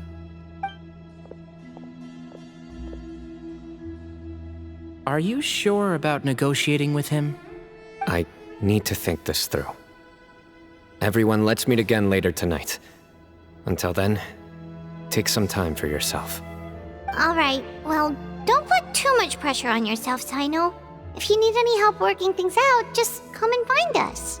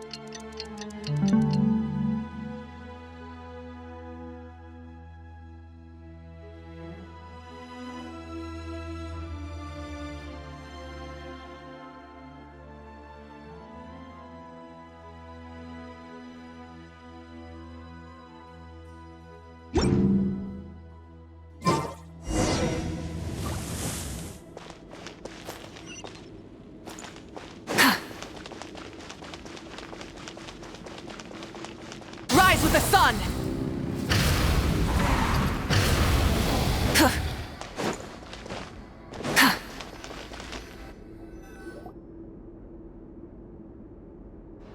I've taken some time to reflect on this. If I had to guess, Professor Cyrus came to the desert knowing that he would almost certainly never return. He's a stubborn man who tends to double down when he feels strongly about something. We won't get anywhere trying to convince him to escape. I agree. My master Nephis says the same thing. Once Cyrus makes up his mind about something, he won't listen to reason. So that's one thing. A few other things come to mind too. You've heard all you need to hear about the Temple of Silence, so on that, I don't have anything to add. My own memories of this place are hazy though. Probably something to do with the overpowering presence of the Ba fragments. That might explain why I suffered from constant headaches and fevers as a child. I do remember having some fleeting moments of profound emotion when vague images would appear in my mind. But I don't recall much, only bits and pieces. I was still young then, and all I could understand was that there was a strong will inside my mind. Thinking back on it now, I suppose it was Hermanubis' way of trying to encourage me, even if we couldn't communicate. The power that came to inhabit my spirit was probably one of the cornerstones of their whole faith. So if the will and might of Hermanubis is a real, intangible thing, and they are its rightful worshippers, then... You're not gonna give in to their demands, are you? Surely there has to be another way!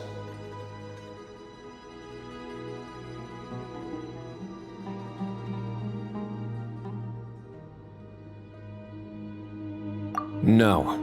I have no intention of returning it. I need this power to protect Sumeru. But the temple has the right to make the final decision over its fate, since it belongs to one of the 7 pillars of King Deshret. So I will challenge them head-on, and win the right to wield this power for myself, fair and square. This reminds me of something Alhaitham mentioned to me just before we left. He said that the Temple of Silence was originally founded by the ruling elite of the day. Traditionally, such organizations are bound by a strict and ancient code of nobility. Kaveh has made similar observations about the desert tribes from his work trips there. He says many of them have their own internal rules. They talk about the importance of never dishonoring their tribal bonds, or the rules laid down by their ancestors. I think we could turn that to our advantage. Go back to them with a proposal of our own. Wow, and just like that, we've turned the tables on them. Looks like we have the same idea. Turn it back on them now while we still can, in terms that they cannot refuse. That's how we win this. Great.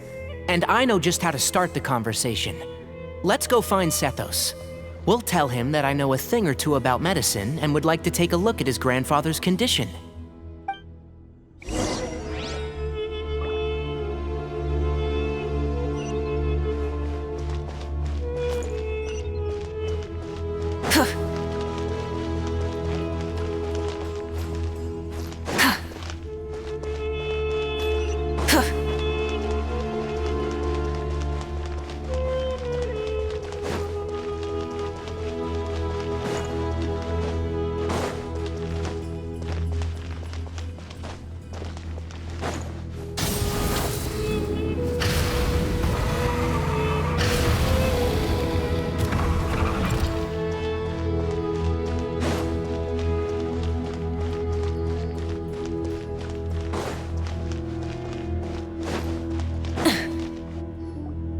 Sethos, let's talk. Have you made up your mind? We'll get to that, but first, I have some degree of medical training, so I was wondering if you might let me take a look at your grandfather? I have no objections, although we do have our own doctors here. I doubt you'll be able to tell us anything we don't already know. Only one way to find out. Follow me. Keep your voices down. We don't want to disturb him.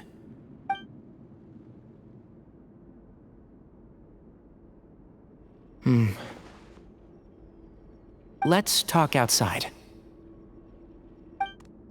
Bamoon has fallen into a deep coma, and his prognosis is quite grave. I'm sure that your physicians have come to the same conclusion.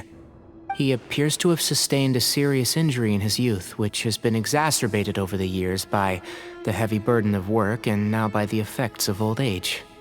Regretfully, I must inform you that, based on what I've seen with patients in a similar condition, he doesn't have long left. A few days at most. Yeah. I've known for a long time. You're his heir, aren't you? You clearly have a lot of respect for the man. But you also see things differently. You have a broader range of concerns and a more pragmatic approach. So tell me how we can end this on your terms. Let's find a way to bring all this to a resolution while Bamoon is still alive to see it. That's what really matters to you. I know it. Yeah, there's no time to waste here. You know that better than anyone. You know, the two of you are actually in a very similar predicament right now. Both of you have a very different perspective from the men who raised you. Right, and you didn't create this situation. They did, but somehow you've ended up having to make the tough decisions. You're right. We both look at this problem very differently than the people we inherited it from. I accept, Cyno. This all began because of Hermanubis, so let's end it with the rite he himself created. Legend has it that when Hermanubis first arrived in Tuletula, he sparred with the city's residents. He and his two companions proved their mettle by fighting over several days, winning the support of many fine people. That group of supporters were some of the first members of the Temple of Silence, and the sparring matches were enshrined as one of our founding rites, the rite of duels. It's where it all began. Sounds very fitting. I'm in. As a fellow vessel of Hermanubis, your ties to the Temple of Silence run deep.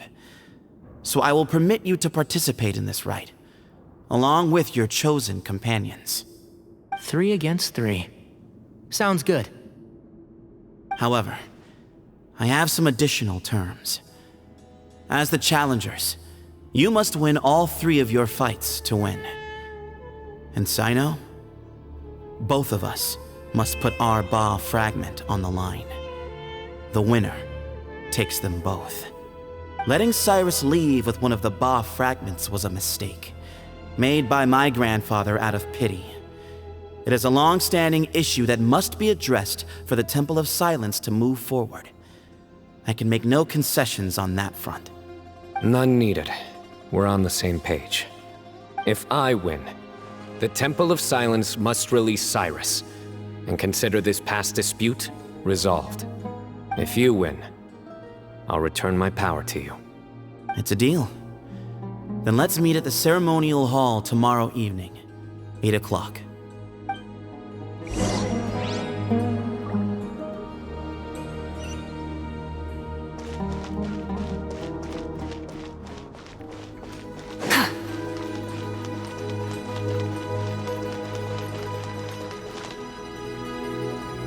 Well, after how that went, there's definitely no turning back now.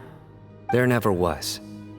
Turning back hasn't been an option for me since the moment the professor slipped away to return to the desert. You have to win.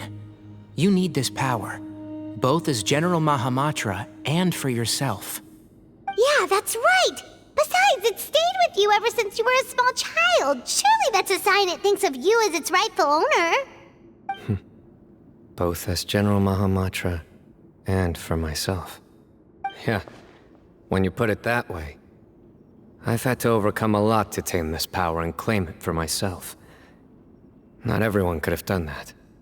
Exactly!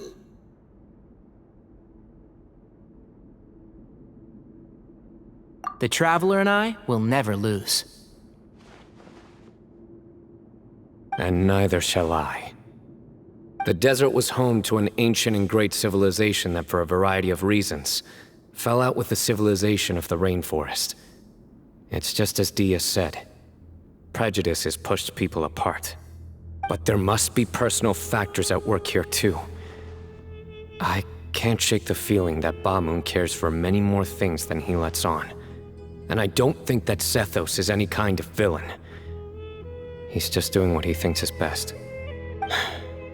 Tomorrow, everything will be resolved.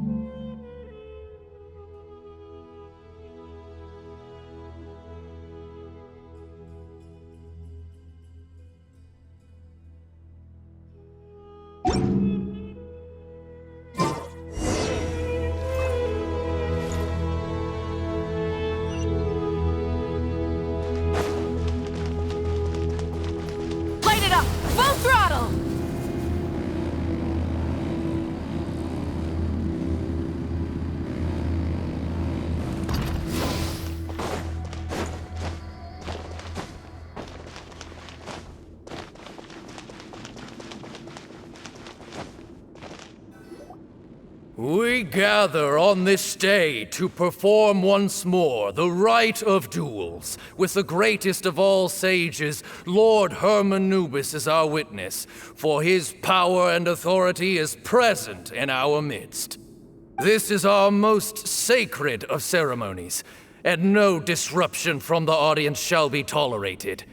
It is incumbent upon all to observe the duel with the utmost respect and reverence throughout the proceedings. Representing the Temple of Silence, the Defenders.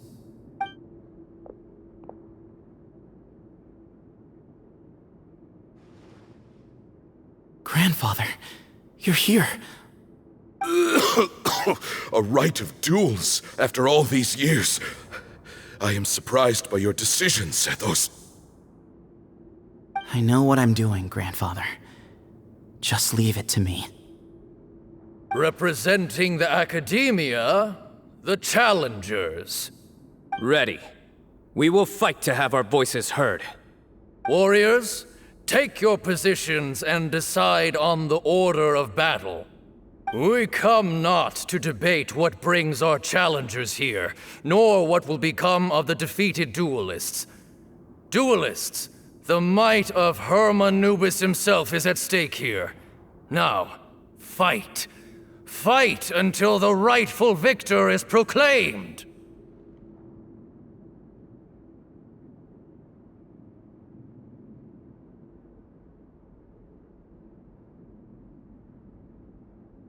Huh? Are you sure?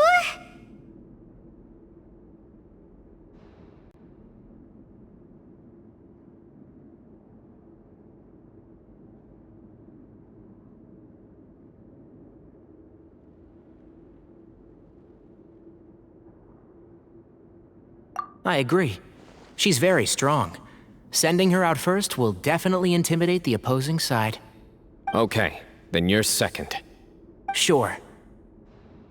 We have decided. So have we. Let's begin. Duelists of the first bout, please step forward.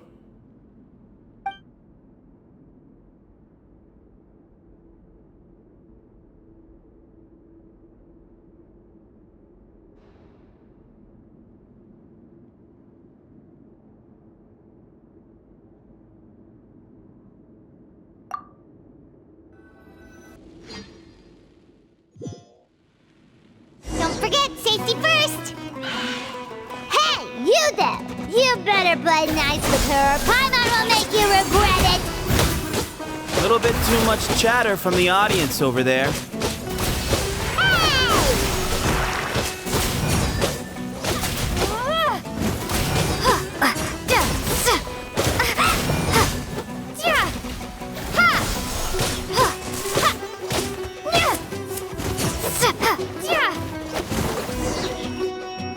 A swift end to the first bout. I now invite the duelists of the second bout to please step forward. When you're both ready, you may begin. Let's begin. Watch out! He drank plenty of water before the bout, so he should be fine.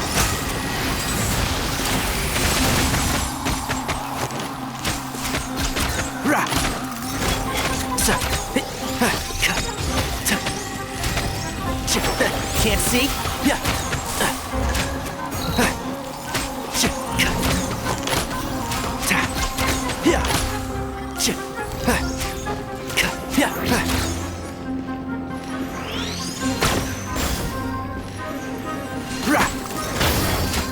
One with the force.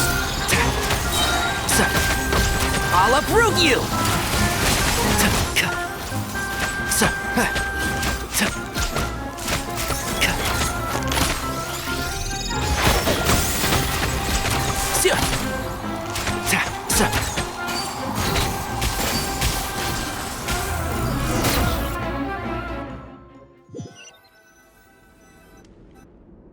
Thus ends the second bout. We will now move to the third bout. Duelists, please step forward. I'm ready. So am I. This is the final stage of the rite. I remind you both that the terms you agreed upon in advance are binding. When you're both ready, you may begin.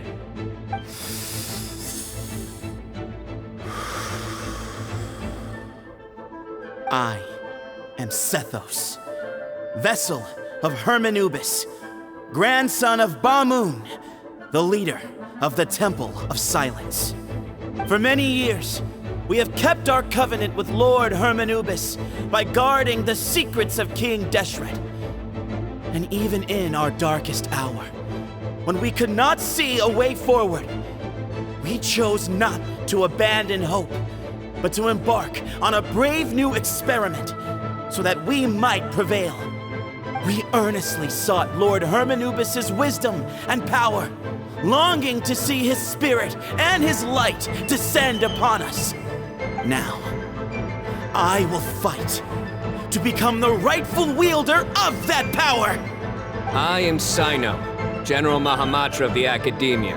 student and successor of Cyrus, the Sage of Spontamod.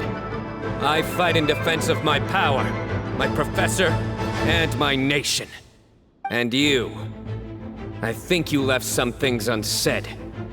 This is a sacred duel, and Hermanubis is watching. So bare your soul. Everyone, old and young, fit and frail, they're all waiting to see how this duel will end. My grandfather is a wise leader.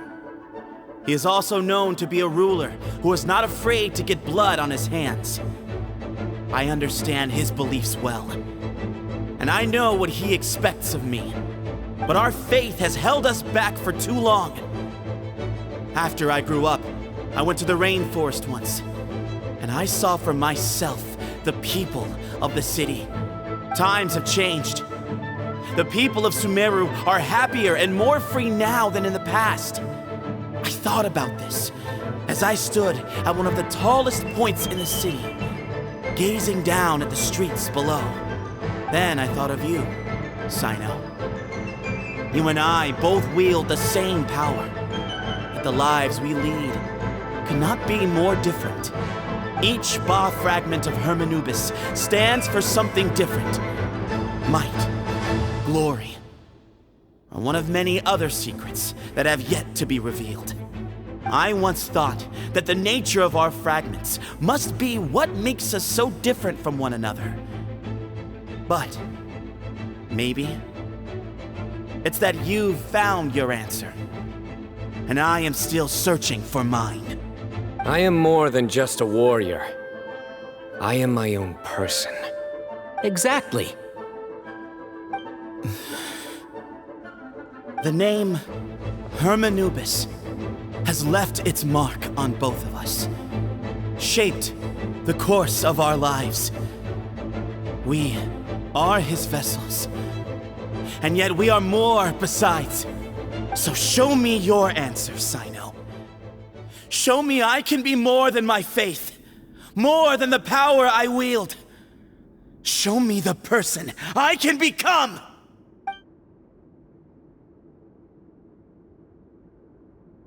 Bring it on!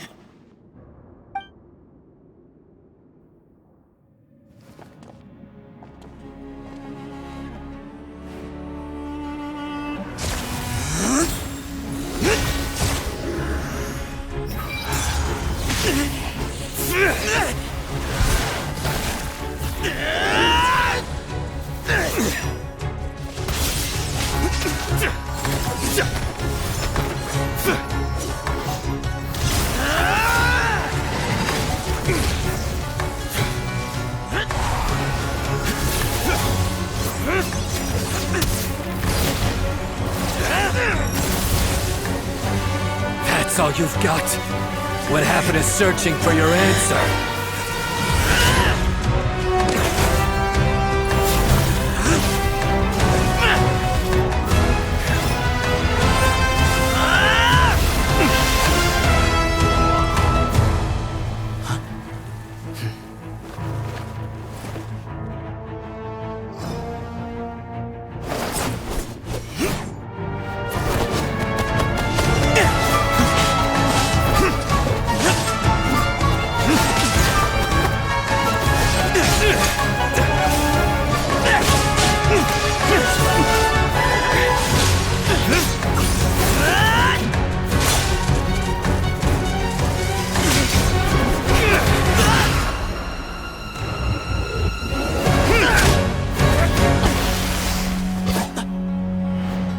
Fight's over.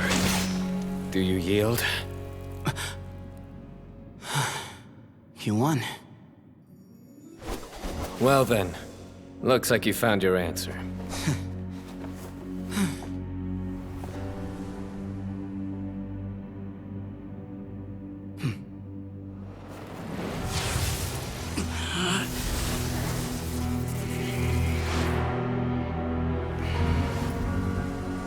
I give his glory to you.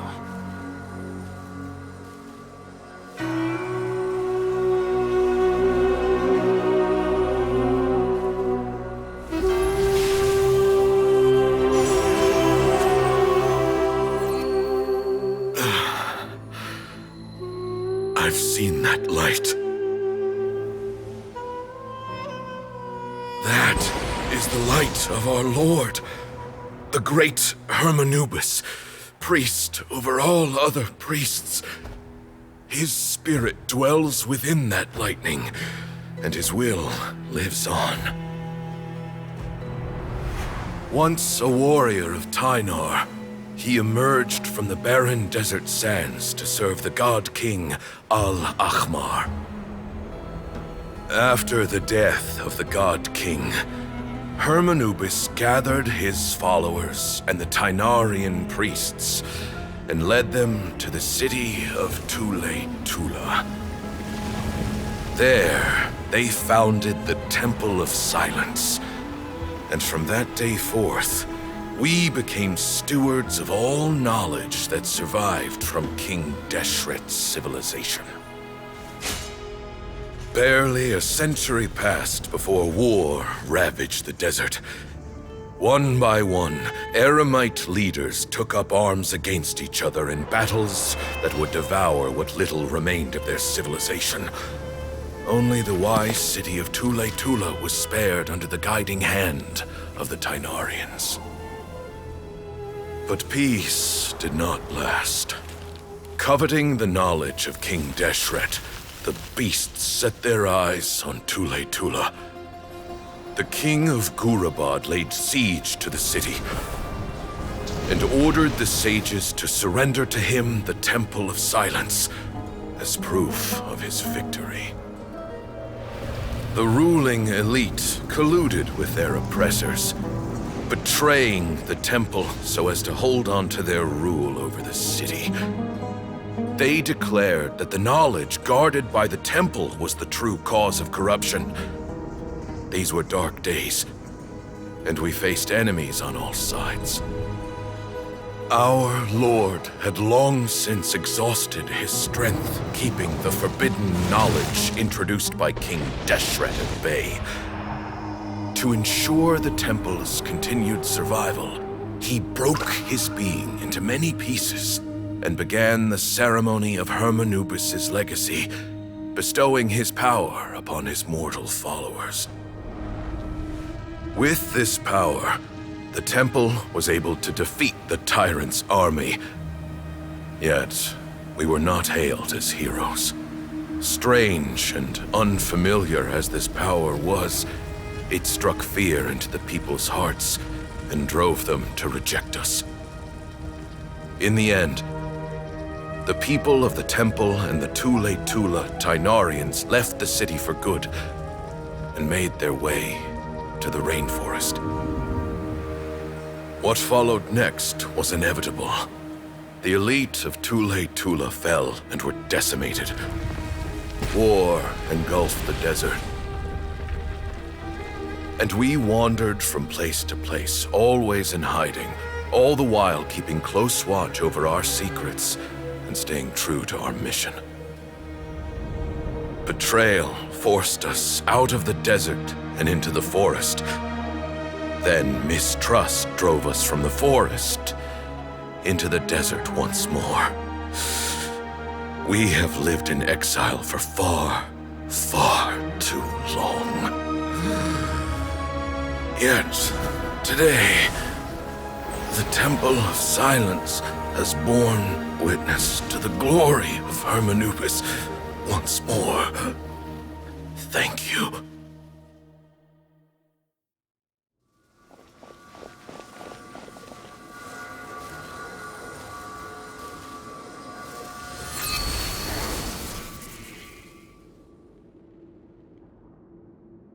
How is it? Do you feel okay?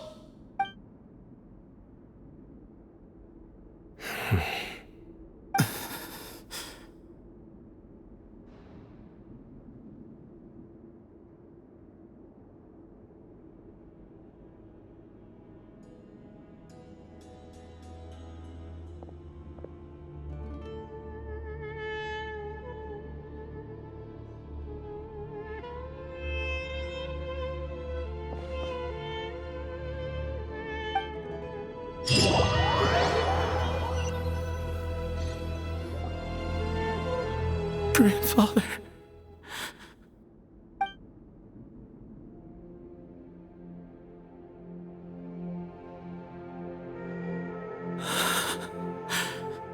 Hey, Sethos.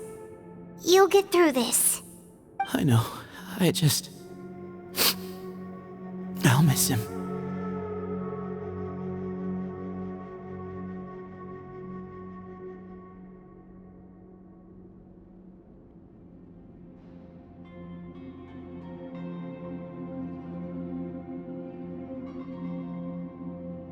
I guess you were prepared for this.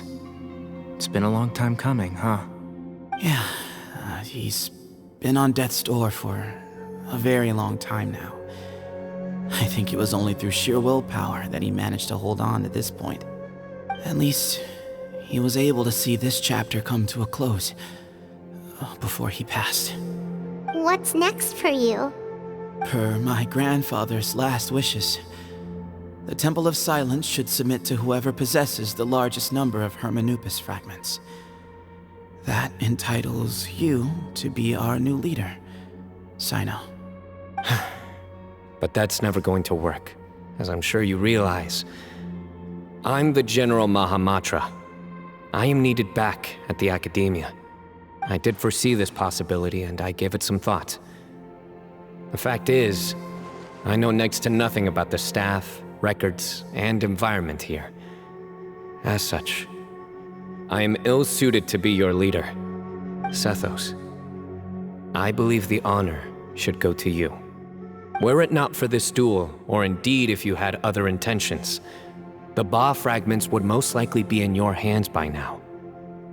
I'm sure Bamoon never meant for anyone but you to be his successor. You really think so? I do. Still, I didn't think Bamoon looked very surprised by the final result. Perhaps he had an inkling that this would be the way things end. Well, in any case, since the Ba fragments are with me now, I guess I can call the shots. Sethos, I would like you to succeed Bamoon as the new leader of the Temple of Silence. You are more suited to the role than I, and I have complete faith that you will be an excellent leader. Just think of it as doing me a favor. But doesn't that render everything that we've been through up to now meaningless? No, it doesn't. This experience has allowed us to become friends, which means that the Academia and the Temple of Silence will become partners once more. That's a much bigger deal than you might think, Sethos. You said yourself, times have changed. You have to believe that things can change for the better here at the temple too. I will try. To be honest, I couldn't have asked for a better outcome. Actually, part of me wonders whether Bamoon's intentions from the very beginning was just to create enough pressure to force us towards a duel. That way, no matter who won, one of us would have to surrender our Ba fragment, and the power of Hermanubis would be concentrated in one single person. Had you won, the Temple of Silence would have doubled its strength. And were I to win, he correctly anticipated that I wouldn't suddenly drop everything to become the leader of the temple, much less integrate the temple into the Academia by force. He knew that the temple's future would depend not just on the guidance of Hermanubis, but the support of the Academia too. So he made it his responsibility to ensure his successor would be free from the burdens of the past. His plan meant that whoever ended up succeeding him, they would have an easier time interacting with the Academia. With one single letter, he lured out the professor. No matter what happened after that, it would result in a net benefit to the temple. And here I thought the General Mahamatra wouldn't care for all these trivial details. You're absolutely right. Grandfather and I considered this from every angle. We had to find a way to mend our relationship with the Academia. In that sense, the right of duels was just a means to an end. Thank you for everything, Cyno. As a gesture of our gratitude, to those that you and Lesser Lord Kusanali deem worthy, I will grant the honor of access to the Temple of Silence for their pursuit of knowledge. The Temple of Silence has a wealth of information on King Deshret's civilization, more than any other organization in existence today. In times when you need information that only we can provide, we will be here to support you. But you must be exceedingly careful with your selection of candidates, lest you lead humanity to repeat the same mistakes. By the way, Tainari, my grandfather was so happy to see you. You are a descendant of the Veluca Shuna, and we are the heirs to the will of Hermanubis. The story goes that King Deshret chose the sage Hermanubis from among the Tainarians and appointed him as his familiar. He went on to fight many valiant battles with his Tainarian companions. They always stood by each other, from the founding of the Temple of Silence to the fall of Tuletula. The Tainarians who left Tuletula joined their human counterparts in the rainforest. A few centuries later, when some of the group returned to the desert, many of the Tainarians chose to stay and put down roots in the rainforest. In all likelihood, those were your ancestors. How fascinating. My father once mentioned that I was named after the Tainarians, but I never knew that my forebears had such a history with the Temple of Silence. I like this story. By the way, has anyone seen Cyrus? Yes, Cyrus. You'll probably find him in my grandfather's room. He wouldn't show it in front of me, but I think he still has many fond memories of my grandfather. If it's true that you and your grandfather really planned for everything to turn out this way, then I guess he didn't really resent Cyrus as much as he appeared to. Who knows? Perhaps all of us. You, me, and Cyrus. We're all just pawns in my grandfather's plan to set things straight. He was awful like that. Someone's got to make the decisions when history is at a crossroads. I will make a detailed report on all of this to Lesser Lord Kusanali, and arrange for an official delegation from the Academia to come and meet you in the desert. I'm sure you'll have lots to attend to in the days ahead. But once things return to normal, please come and visit the rainforest again. You should stay for a few days this time, and start to build some relationships. If we're going to work together, both sides have to get to know one another better. I will. All right, well, bye for now, everyone. I'll be seeing you. See you soon. Come hang out with us anytime.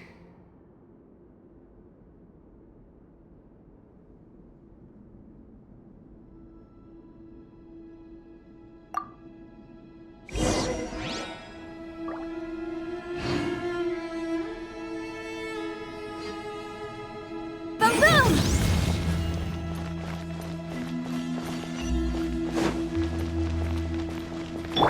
Rise with the sun!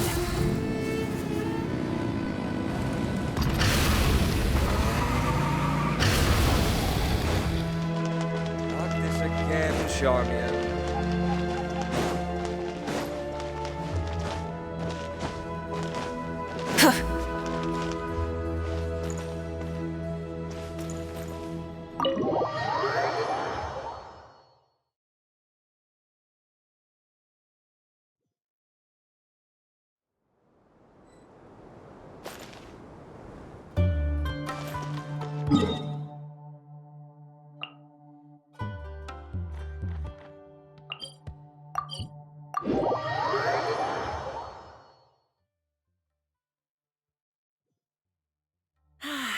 Weather like this is perfect for enjoying the outdoors.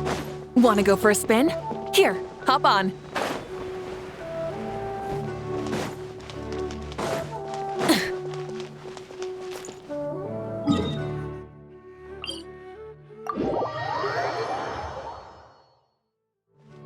Burn it down!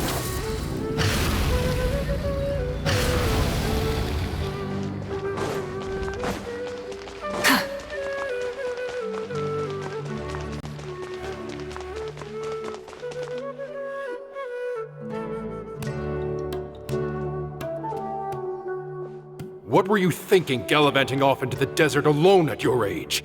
What if you take the bucket, You told not a soul what you were up to, designated nobody to handle your affairs, and left everyone scrambling frantically to try and figure out how on earth to clean up the colossal mess you'd made. Oh, please, will you stop your yelling? What other choice did I have? What do you mean, what other choice? Do you mean to tell me that after all your years of learning, and sagehood no less, the only idea you could conjure up in that white-haired walnut of yours was to shoot off into the unknown like some hot-headed 20-year-old adventurer? A one-man suicide mission, That's the best idea that one of the finest minds of a generation could come up with, is it? It astounds me that you survived the journey, and you're lucky that Ba Moon didn't finish you off when you arrived. All right, all right. Honestly, the way you're going off on me, it's like you wish you'd been there to lend him a hand. Does it mean nothing to you that I'm your colleague and former classmate? I've got nothing more to say. What's the point of berating an old bag of bones? What do you mean, bag of bones? I'm a flesh and blood hero who, despite his old age, saved our General Mahamatra from being stripped of his powers. Okay, look. Fine, I admit it, I was in the wrong. How can I make it up to you? What about, a month's work at the Academia? 1 month? Try 3. Hinari's master is really laying into Cyrus. Let's give them a wide berth.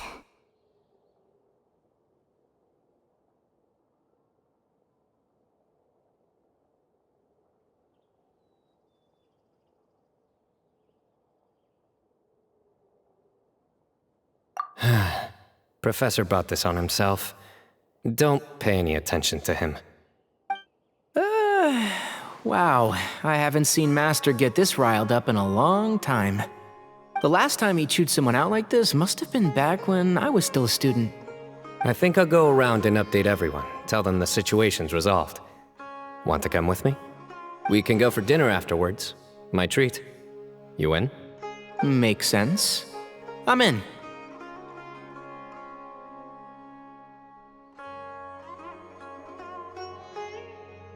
Paimon's coming too! Let's go!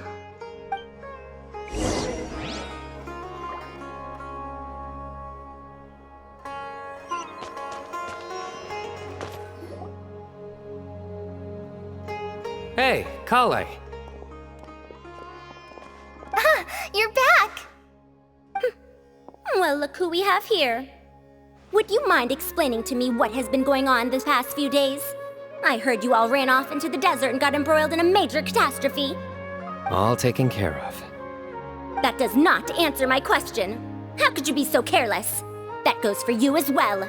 Yes, and you too. When you run into problems, you really ought to ask for help, you know? I've been around the block. Don't you think it would have made sense to involve me? And let's not forget, I know the desert like the back of my hand. Now would not be a good time to attempt to argue with Farazan. You're right. Mm-hmm. It's not the first time that I've had to talk to you about this sort of thing either. You need to learn that there are times when the right thing to do is get a more experienced member of staff involved. Do I make myself clear? Because if you don't, Kale, please do something. He's giving me the signal. All right, guess it's time to play my ace in the hole. Say, Madam Farazan, I can see you're pretty upset, but, I was just wondering, remember that time you offered to give me a tour of the Academia? Does that offer still stand? Huh? Wait, did I hear that right? Kale, you remember? Wonderful. Well, of course the offer still stands. Come on, Madam Farazan will show you around the old classrooms.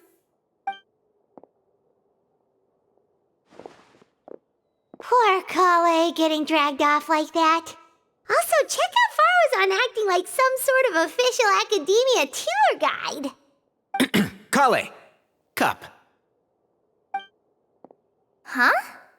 What? Oh, right! What do you mean, cup? You need a cup. I can get you a cup. Oh, it's nothing. Just Master's way of reminding me to stay hydrated while I'm out and about.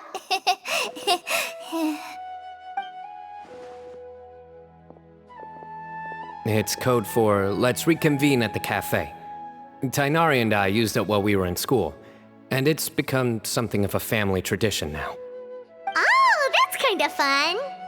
Mm-hmm. 2 people left. Let's bring them along too.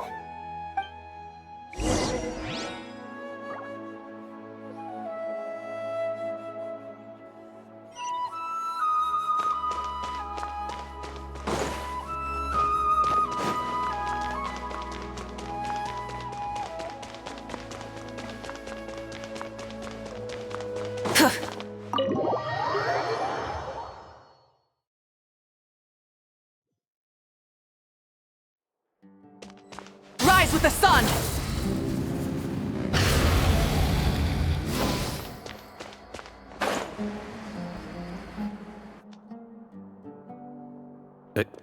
Am I hallucinating? Or do I see Kaveh and Alhaitham engaged in diligent studying? We're just reorganizing all the books we used. Look, there's a whole mountain of them. There's no rush. Nobody reads these books anyway. My sincere thanks to you both. Yes, with your help, we resolved the issue rather swiftly and painlessly. And the outcome was better than we could have hoped for.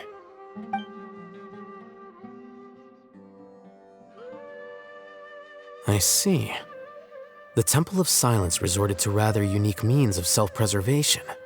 It explains how they managed to remain hidden for so many years. And it sounds like they managed to preserve a whole load of ancient documents as well. I'd love to go check those out if I ever had the chance. That day will come. The Temple of Silence is a hugely important organization, and we'll be sure to maintain good relations with them in the future. Now, as a token of my appreciation, I'd like to treat everyone to coffee. Sounds good. Yeah, sounds great. Although after the last few days, I don't know if I can handle another coffee. But I can just order something else. Sure. Let's go.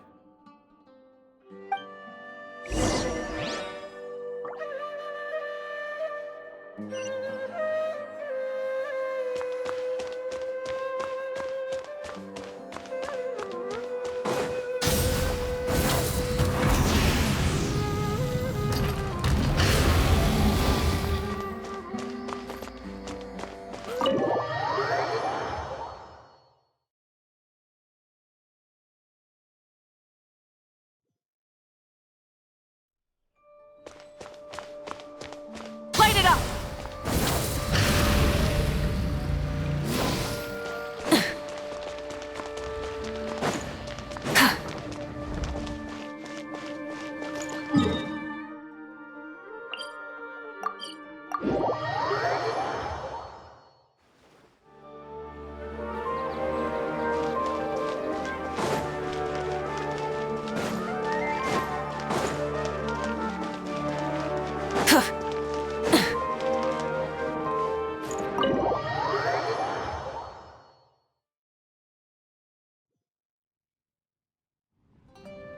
And then the Traveler just pounced on their opponent and knocked him right out cold.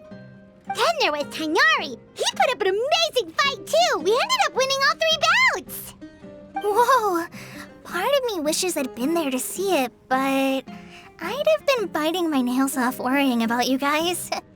A truly edifying account of the events. Bereft of detail, but it has livened up the room all the same.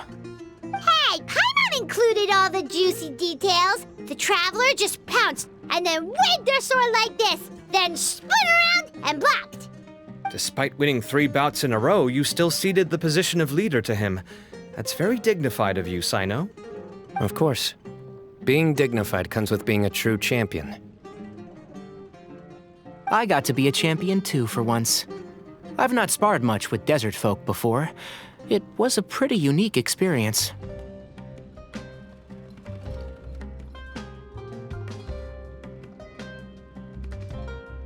Yeah! Huge place! It felt like something right out of an epic poem! Imagine this. It was like there was... Maybe save that one for later, Paimon. Dessert's here.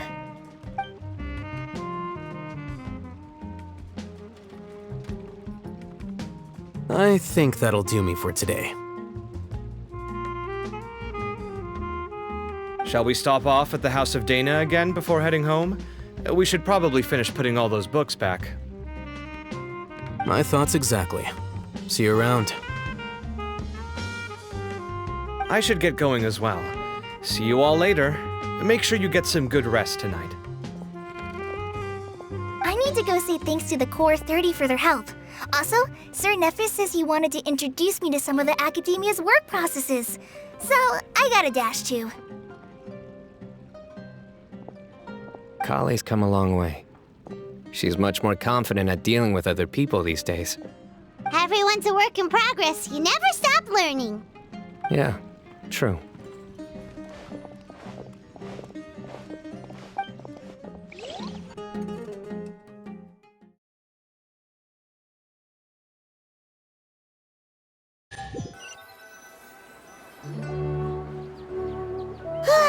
That was good. It feels like everything's finally wrapped up now. Life is all about these moments when you can finally relax and hang out with good friends after a job well done. And also, those desserts Cyno got, they were really good. Paimon definitely needs more of those in the future.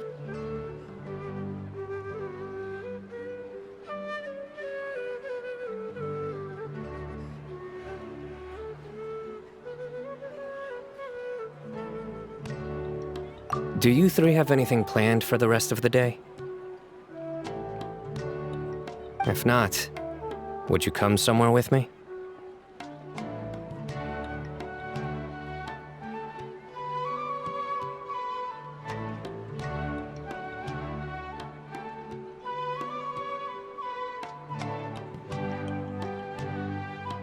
That's a secret for now. Wouldn't want to spoil the surprise. Okay. I think I can guess what you're talking about. It'll definitely be a nice surprise. Well, now Paimon's curious! Come on, let's go!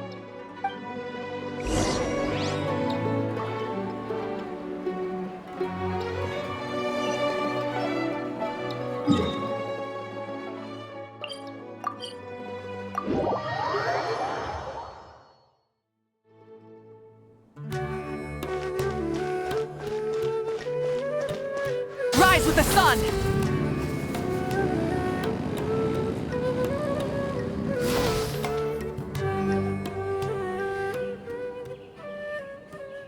Been a while since I last made my way up here. Wow, look at this place! We're so high up! Need any help?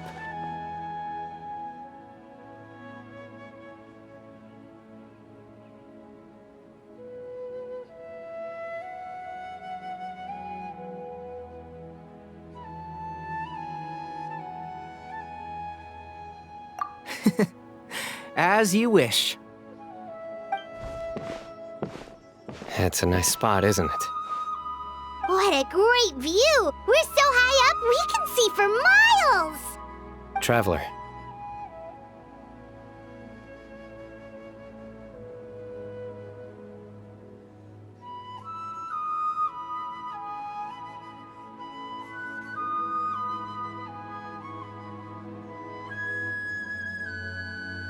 Turn around.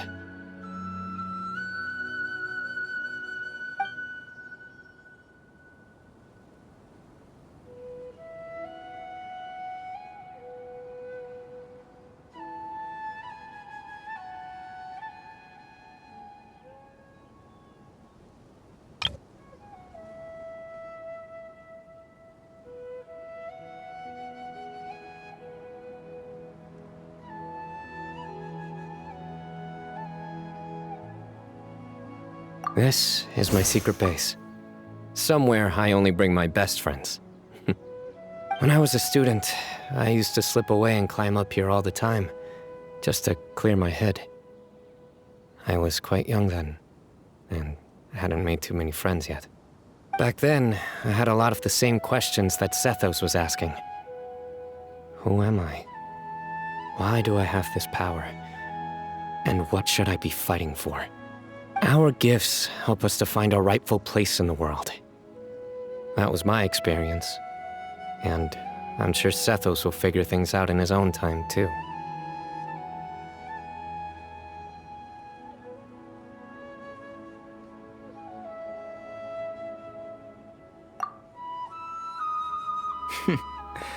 You two really are like brothers. I feel the same way.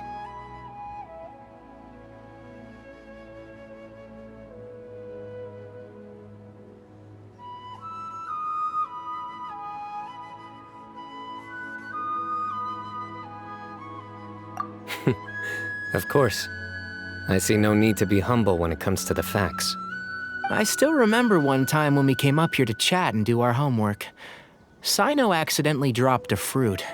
Luckily, he has fast reflexes, so he caught it just in time. That was the one and only time. Nothing will ever slip through my fingers again. Those were good times. I kinda miss the student life. You know, Paimon really shouldn't be able to imagine Cyno doing something like that, but for some strange reason, the mental image is coming through clear as day. Then make it stop. There's somebody there. It's Professor Cyrus. You guys carry on without me. I'll be right back. Okay. Hey, you're not supposed to jump down! Be careful!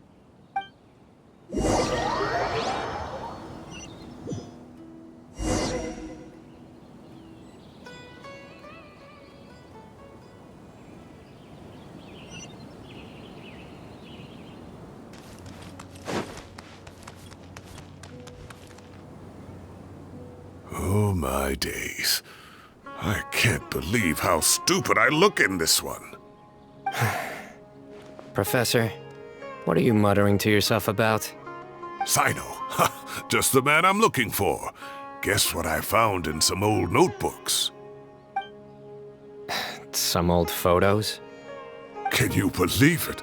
This notebook was just sitting in a pile of odds and ends in the Sage's office. I must have forgotten to take it with me, and no one's touched it since. It was still right there. I was at the Academia earlier to discuss my workload with Nephis. I swung by the old office to have a look around and just happened to cross it. Well, time flies. Look how tiny you are in this picture. Still a kid. You look quite young yourself in that one. Ah, it's this one. I remember that. Lisa took it, didn't she? Yep. Looks like her work, all right. Who else could have found just the right angle to make me look so unbelievably hideous? And this one. Looks like we're both dozing off. Oh, cheeky girl. Taking secret photos of us without our knowledge. Is there something you'd like to say to me, Professor? Like what? Like, these are good photos, aren't they? Hey, at moments like this, I hardly know where to begin. I can't pretend I'm a good person. Bamoon had every reason to despise me. And well, so do you if you feel the same way. Don't be ridiculous, you old codger. Is that not what you wanted me to say? Oh, I've dreamt of that place many times after leaving the desert. Sometimes I've dreamed that I was doing research with them again. And other times, I dream of the day they saved my life. Oh, it was one of the happiest times of my life. We all learned so much from one another. You've matured so much over the years, Cyno. Since you're my professor, I should save you some face by not calling you out on all the non-answers you just gave. So, I will do the right thing and keep my mouth shut. Good thinking. Take your own advice next time. Seriously, why bully an old man like me? I thought heroes were supposed to be gracious. Hey, wait, how did I not notice this one earlier? Lisa strikes again. Just how many did she take? Look how cute you were when you were little. I remember how well-mannered you were back then, too. Yeah, and look how serious and professional you used to be.